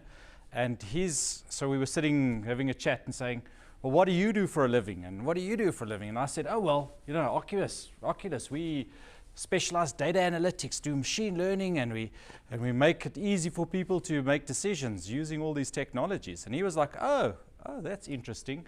Well, I've been doing this for years, so how's this any different from anybody else? And I said, well, what do you do? And he said, no, well, I'm in quality assurance, and I manage a lot of production lines. And AI is not really anything that will add any value to my life. And I said, well, explain that. He said, well, you know what, I've built cameras and on a production line, and literally I've got cameras watching this and looking for deviations in terms of the production, whether the machine is printing a little bit this. And all day and every day, I spend my time managing these algorithms to make sure that this machine does the right decision, because if it throws off bottles in the production line, it costs millions and millions of rands. So I said, oh, well, then how have you sort of taken this further? And he said, well, I've been doing this for years. I don't need to take it any further. This is as much as I can go. And this sort of like started this whole idea around this conversation around the data journey. And this is really what it's about. So like in his environment, what he's doing is making tweaks to his algorithm to be able to make decisions, to be able to stop the production line or not. And as we go through the presentation, I'll show you where he sits in his data journey, and maybe it makes sense to you. So let me just go through the business challenges that we understand how ML or machine learning can do. So the first thing is you don't have a clear understanding of your data and what you want to do with it. So it cannot be collected, it cannot be seen. So really the first step in terms of any journey is being able to get the data right, or be able to collect the data. And oftentimes, you've got the data, but you can't make informed decisions. So really, you're shooting out of the hip. You're shooting with guns, saying, okay, well, I think that this is happening in my business. I need to make these decisions on data. The next problem is there's a lot of access to these. You can't get access to the various different data sources. There's somebody in one division, there's a different person in a different division, and to be able to pull it all together is very difficult in an organization because everybody's controlling their data sources, whether it be in sales because they don't want to be shown up that they're busy doing the sales wrong, whether it be marketing because the guys are like, they're doing their own dark art there. So it's really about having access to the various data sources. And then the biggest part about it is employees. As we know that this is a new industry, this whole AI and machine learning, to find skills in this market is very difficult and very time consuming. So to be able to even go down this data journey, you need to have these skills. And then what's happening in the market is because there's this whole work, everybody wants to go into this market. People are doing it in isolation, in little pieces of technology, and they're not really spreading it around the company. So let me just go to the next one. So what we sort of went down into this market and trying to explain this whole process of data, we came up with this data journey. So the first fundamental about it is when we deal with customers, we say to them, where are you in your data journey? And they're like, no, I'm in a good place. I've got this, I've got that. So we started plotting it and saying, where are you? Are you in the desert? Meaning that you've just got data. You've done absolutely nothing with it. You're uninformed. You don't know what the principles of what you want to achieve or not want to do. And like the desert, you don't have any insights. You're really about operating on gut feel. You're hitting miss. And really it's about the experience of people in your organization that could leave at any time and take away that experience. So really you don't want to be in the data, in the desert, I mean, you know. And this is where your organization's in fear and you basically don't want to take the next step because you say, these 5 people run my business and they know everything, but I don't know how to replicate that. So let's just stay where we are. We don't want to upset the apple cart. The next step is where people really start understanding their business, what we call the oasis. And really like it is, you're pretty mediocre, but you start reporting. You can really start visualizing and seeing what your business is about. So you like in the oasis, there's little tufts of green patches that are making things better for yourselves, and you can start making decisions. But really you can't replicate that too much. And you're getting by with what you're doing. And I think this is where most of the people are sitting. So you've got an awareness and basic knowledge of your action. The next step is getting into the riverbank. Now, like the riverbank, this is where there's a lot of things happening within your organization. This is like terminologies like business intelligence, reporting. So you're sort of becoming informed. You're becoming, what we say is like you're effective in terms of your operations. You're above your competitors. You're doing better than them. And you're looking pretty good. And this, in a lot of times, is good enough. And this is where a lot of organizations stop their data journey. They say, okay, well, we're good. We know what we're doing. We can find those anomalies and everything like that. But in real terms, this is where the next step in terms of the data journey comes is you want to go to the lake. So like the lake, this is euphoria, and this is where you want to achieve. It's got everything you need. It's abundance. And what you become is competitive. You get a competitive advantage in your marketplace. And what you do is you annihilate the competition because you really operate everything that you do on data and you make decisions decisively and in real time, better than anybody else can do. So this is really like where I would say a good starting point is wherever you are in an organization to have that discussion. Where am I? And ask yourself the real thing. Are you in the desert? Are you in the oasis? Are you in the riverbank? Or are you in the lake? Or do you want to be in the lake? Okay, so I don't know if there's any questions so far. Does it make sense? Makes sense. Okay, good.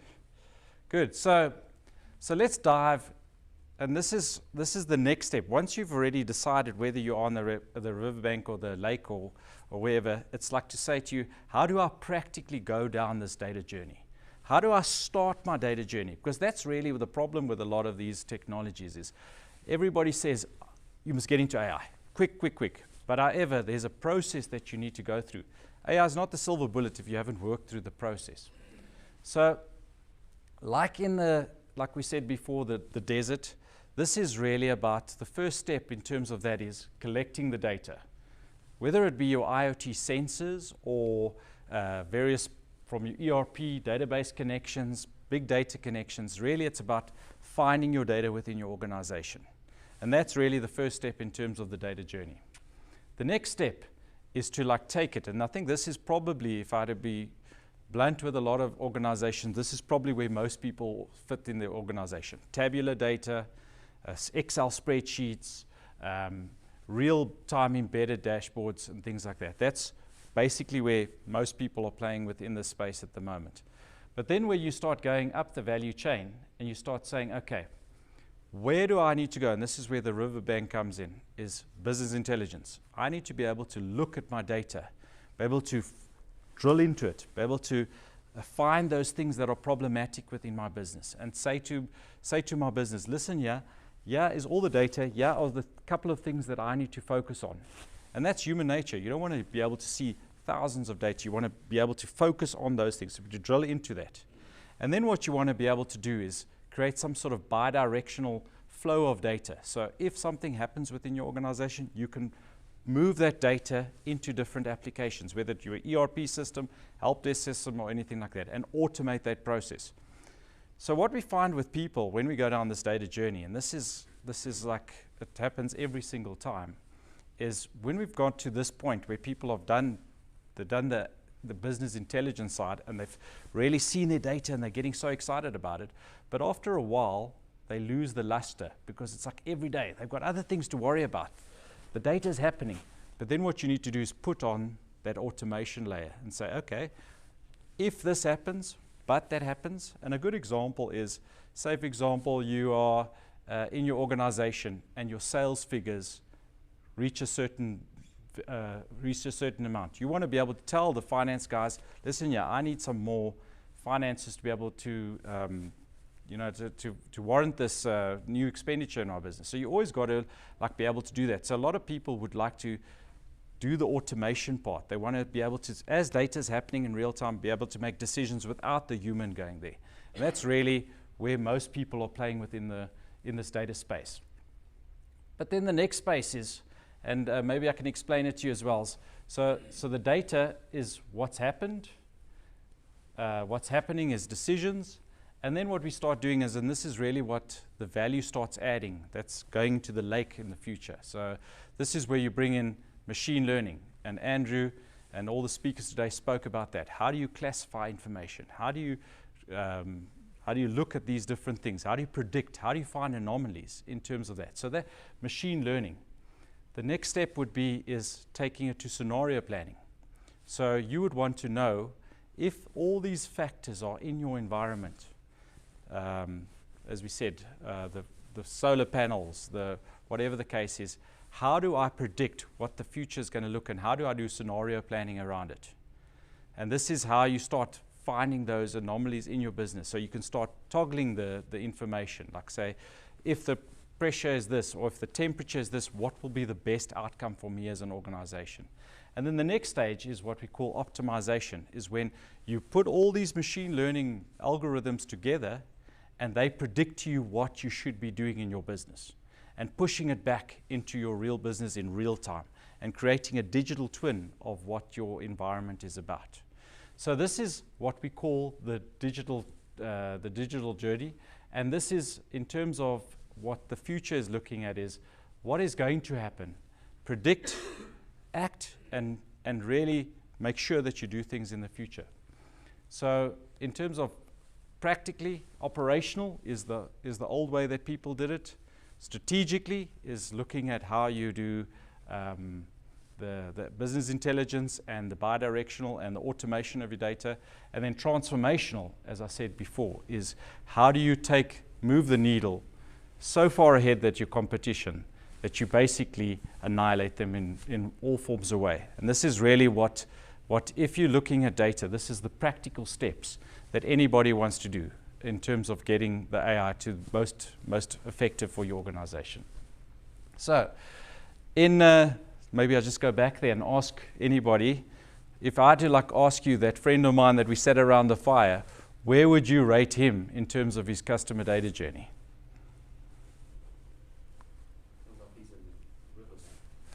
Yeah, so he's pretty much, yeah. And he feels that he has absolutely reached the best that he could actually do. He hasn't even started looking at machine learning, scenario planning, and optimization, and looking at AI in terms of his world. So his mind is stopped by that, the data automation side, and he's not doing anything further. His whole world is about building algorithms on a daily basis that could be automated in a way that could save him a lot of time and things like that.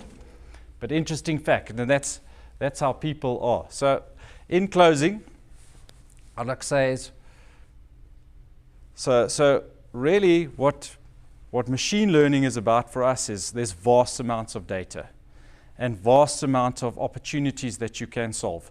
So it's really about focusing on those opportunities and making sure that you put the right tools for the right opportunity.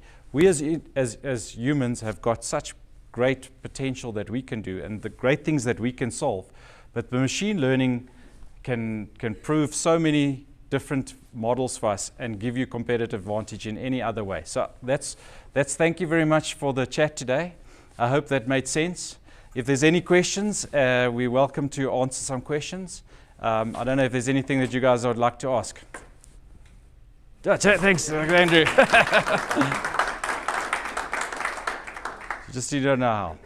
I don't know if there's any questions that you guys can want to ask. Yes. I just have a basic question. So you go to the company and help them with the data. What do you do if a company approaches you but they don't have the correct data to analyze? So they're not very effective data collecting methods, nothing. What do you do then?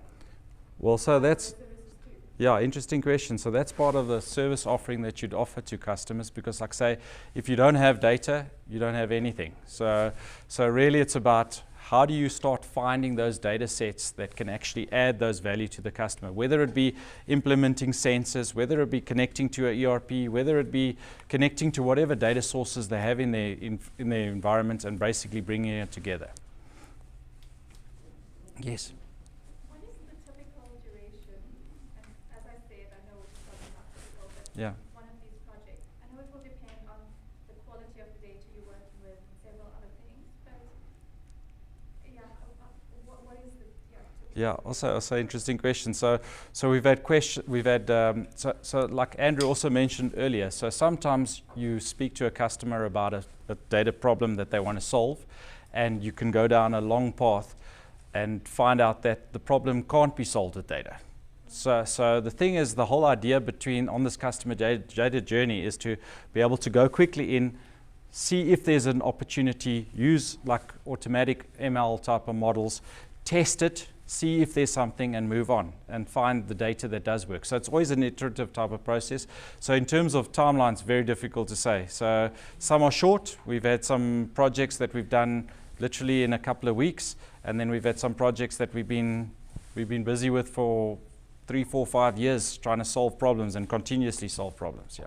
It's really sort of kind of quick in and out. You must leave them with something that leaves them with an ongoing solution to. Yeah. You don't just solve something and then walk No, no. So in terms of the customer data journey, Stu, is the same principle. Is like it's continuous. It never ends. This game, because as data is changing, as features are changing within your environment, so does your predictions and your machine learning to basically change. Yeah. Good question. How able are you to work with consumer or people-based data, for example, from surveys and polls? Are you able to integrate it into already existing systems? So basically, any tabular type of data can be interacted with. Yeah, which is survey type of data. Yes. Yes, sorry. So let's go back to your friend. How would you take his problem further, and how would it result in an economic benefit besides freeing his time? Yeah. So basically what we would do is we'd take the data set that he already has, which he's learnt over many, many years, and we'd start putting algorithms on top of that to see which algorithm will solve his problem the most effective way. Once you have an algorithm, you'd plug it into like a real-time test phase where we'd look at it and say, okay, well, this algorithm, I'm testing it. alongside with his algorithms and seeing whether that algorithm actually switches off the machines at the right time or not. And then continuous, as the data changes, you'll keep on feeding it to the algorithms to make the best and more accurate decisions going forward. I don't know if Andrew, if you Well, I mean, his focus is around bottles, right? But I mean, say if you're manufacturing pills or any manufacturing thing, I mean, he's obviously specialized in bottle caps, and he's probably like defined boundaries mathematically somehow. But I mean, he actually could be selling his offering to pill manufacturers or other manufacturers that aren't in the bottling space by just generalizing his knowledge, I guess. So he could open up new markets for himself. But probably what he's thinking is like, I know bottle caps so well, what does a pill look like? And like want to manually code up the parameters around what a pill looks like, as opposed to say adopting more of an AI approach that and get good at that and generalize. Because see, the thing is, remember what would happen within any manufacturing process is the principles of what that thing was would be predefined, whether the diameter was 10 centimeters or whatever the case may be. And as the machinery got out of whack, so he would put in parameters, and you could start seeing with the algorithm saying that is getting out of whack, you need to start doing, where he would say when it reaches such a size, then it's done. Where you could start already predicting and saying, okay, well, this is it should be off at 11 centimeters or whatever the case may be, but it's already getting out of whack slowly, and what's the percentage or the percentile of that? And you could start already saying, oh, the machinery is getting out of whack, we need to stop it before it does get out of whack. Okay, that's a good example. Yeah. So you preempt what's happening, because the machine is like actually getting out of whack of the thing, and not. Yeah, he's like a hard code. If it gets to this, switch off, where you could already start looking at the data and start saying. You're getting out of whack, but you've got a shutdown plan. Yeah. Change it then, and you don't actually have to shut down the whole process. I mean, that is what quality management in a manufacturing environment is to identify the problem before it occurs. 100%. The dream. Yeah. So I was just using it as a use case because there's so many of them around, and to find those ones that actually that valued it. Yeah. You're dealing with a lot of variables. Yeah. And like especially with a bottle top, it's not just the diameter. You know, he was explaining to me while we were sitting having a nice beer around the fire, is that the amount of technology that goes into the bottle tops and the amount of money that can be lost with it is crazy. You know, how your hand can open it. You know, what's easy? How do you seal it properly? So all of these variables are microns in terms of size. And if it goes out of whack, you know, the whole production line doesn't deliver the bottle tops, and the amount of wastage that it goes when it gets out of whack is quite a lot. Yeah, I mean that's a good example. If the torque on the closing mechanism, if that goes out, and the product is not properly sealed, I mean that you only discovered that. Yeah, when your guys are complaining, when the consumer's complaining that that things are going wrong with his bottle top, Normally that stuff use some form of laser scanner type thing. 100%. It would pick up the variance. It's no way you can manually inspect that type of environment, especially because of the risk. I think the issue that I've seen, especially in plastics, where you tend to see things if your compound changes. So you've got supplier X that's supplying your input for your plastics. You change supplier for whatever reason, and it's not exactly the same. And then that comes in, that'll cause a quality issue. I think that'd be one of the main ones. And then the other one is the equipment maintenance itself. If the equipment is going out of spec, like the mold, you know, the hot run or one of those systems isn't quite right. So I think a lot of those systems would in his specific case, I think that system would catch that early. And normally there would be changeover process, and there's a pre-quality process. Just my experience having dealt with people in that industry. Yeah.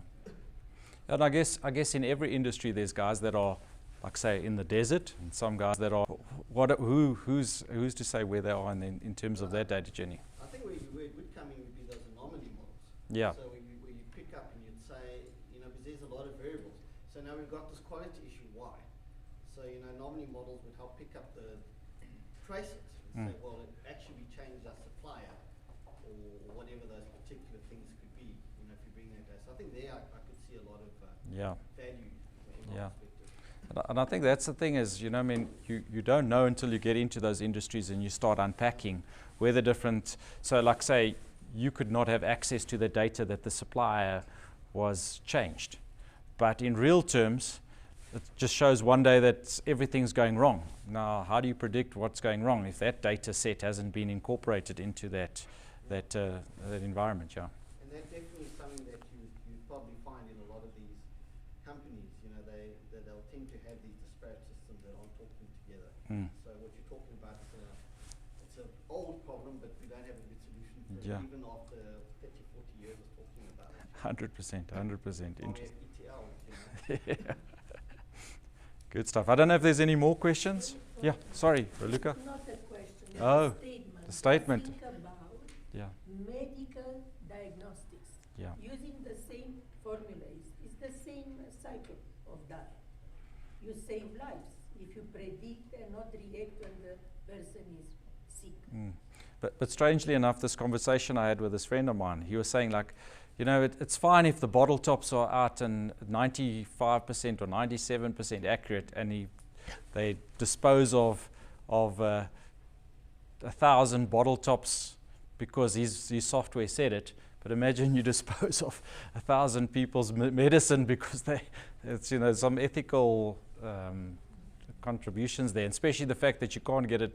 A lot of the times with these models, you don't get them 100% accurate. You know what I mean? And I want to add something. Moderna, you know, the vaccine was developed in 3 days using artificial intelligence. The rest was tested. So look at the power of this fantastic technology. Yeah, exactly.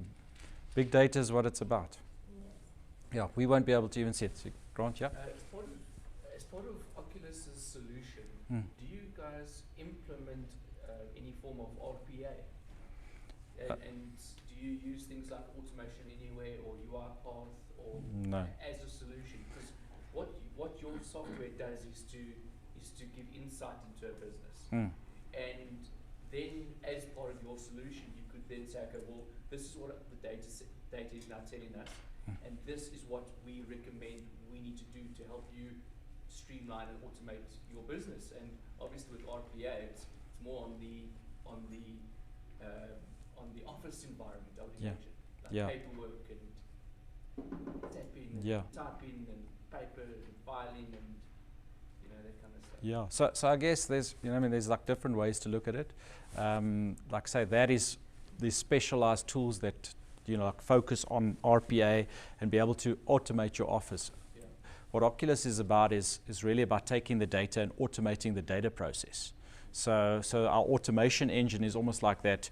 Here's the data, if, when, what type of statements, and then do certain action behind it. Which may be which could, absolutely. And that's sort of like that bi-directional inference in terms of where you can connect it. You know what I mean? Like say, you could set it up that it, like say there's a machine pretty much working in autonomously by itself. It reaches out of spec, send some sort of like notification or some sort of process to the technician to come out where you don't even have to know about it. Right. Yeah. That's very good. So on those RPAs, for example, like what Anthony said, the Oculus data, once it gets to that scenario planning, it could then do a trigger to say either kick off the RPA process or stop a process from actually happening. So like at Sasol, they use RPA to do PO creation. So the RPA goes into the ERP system and basically creates a PO.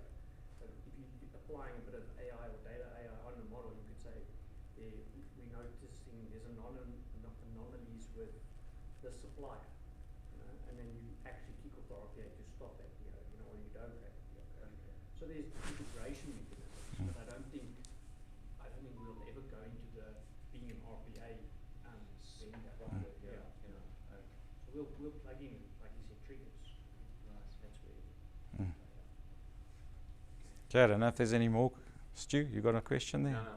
Are you good? Are you sure? Thank you very much for your time. Thank you for your day. Lovely meeting everybody. Thank you so much.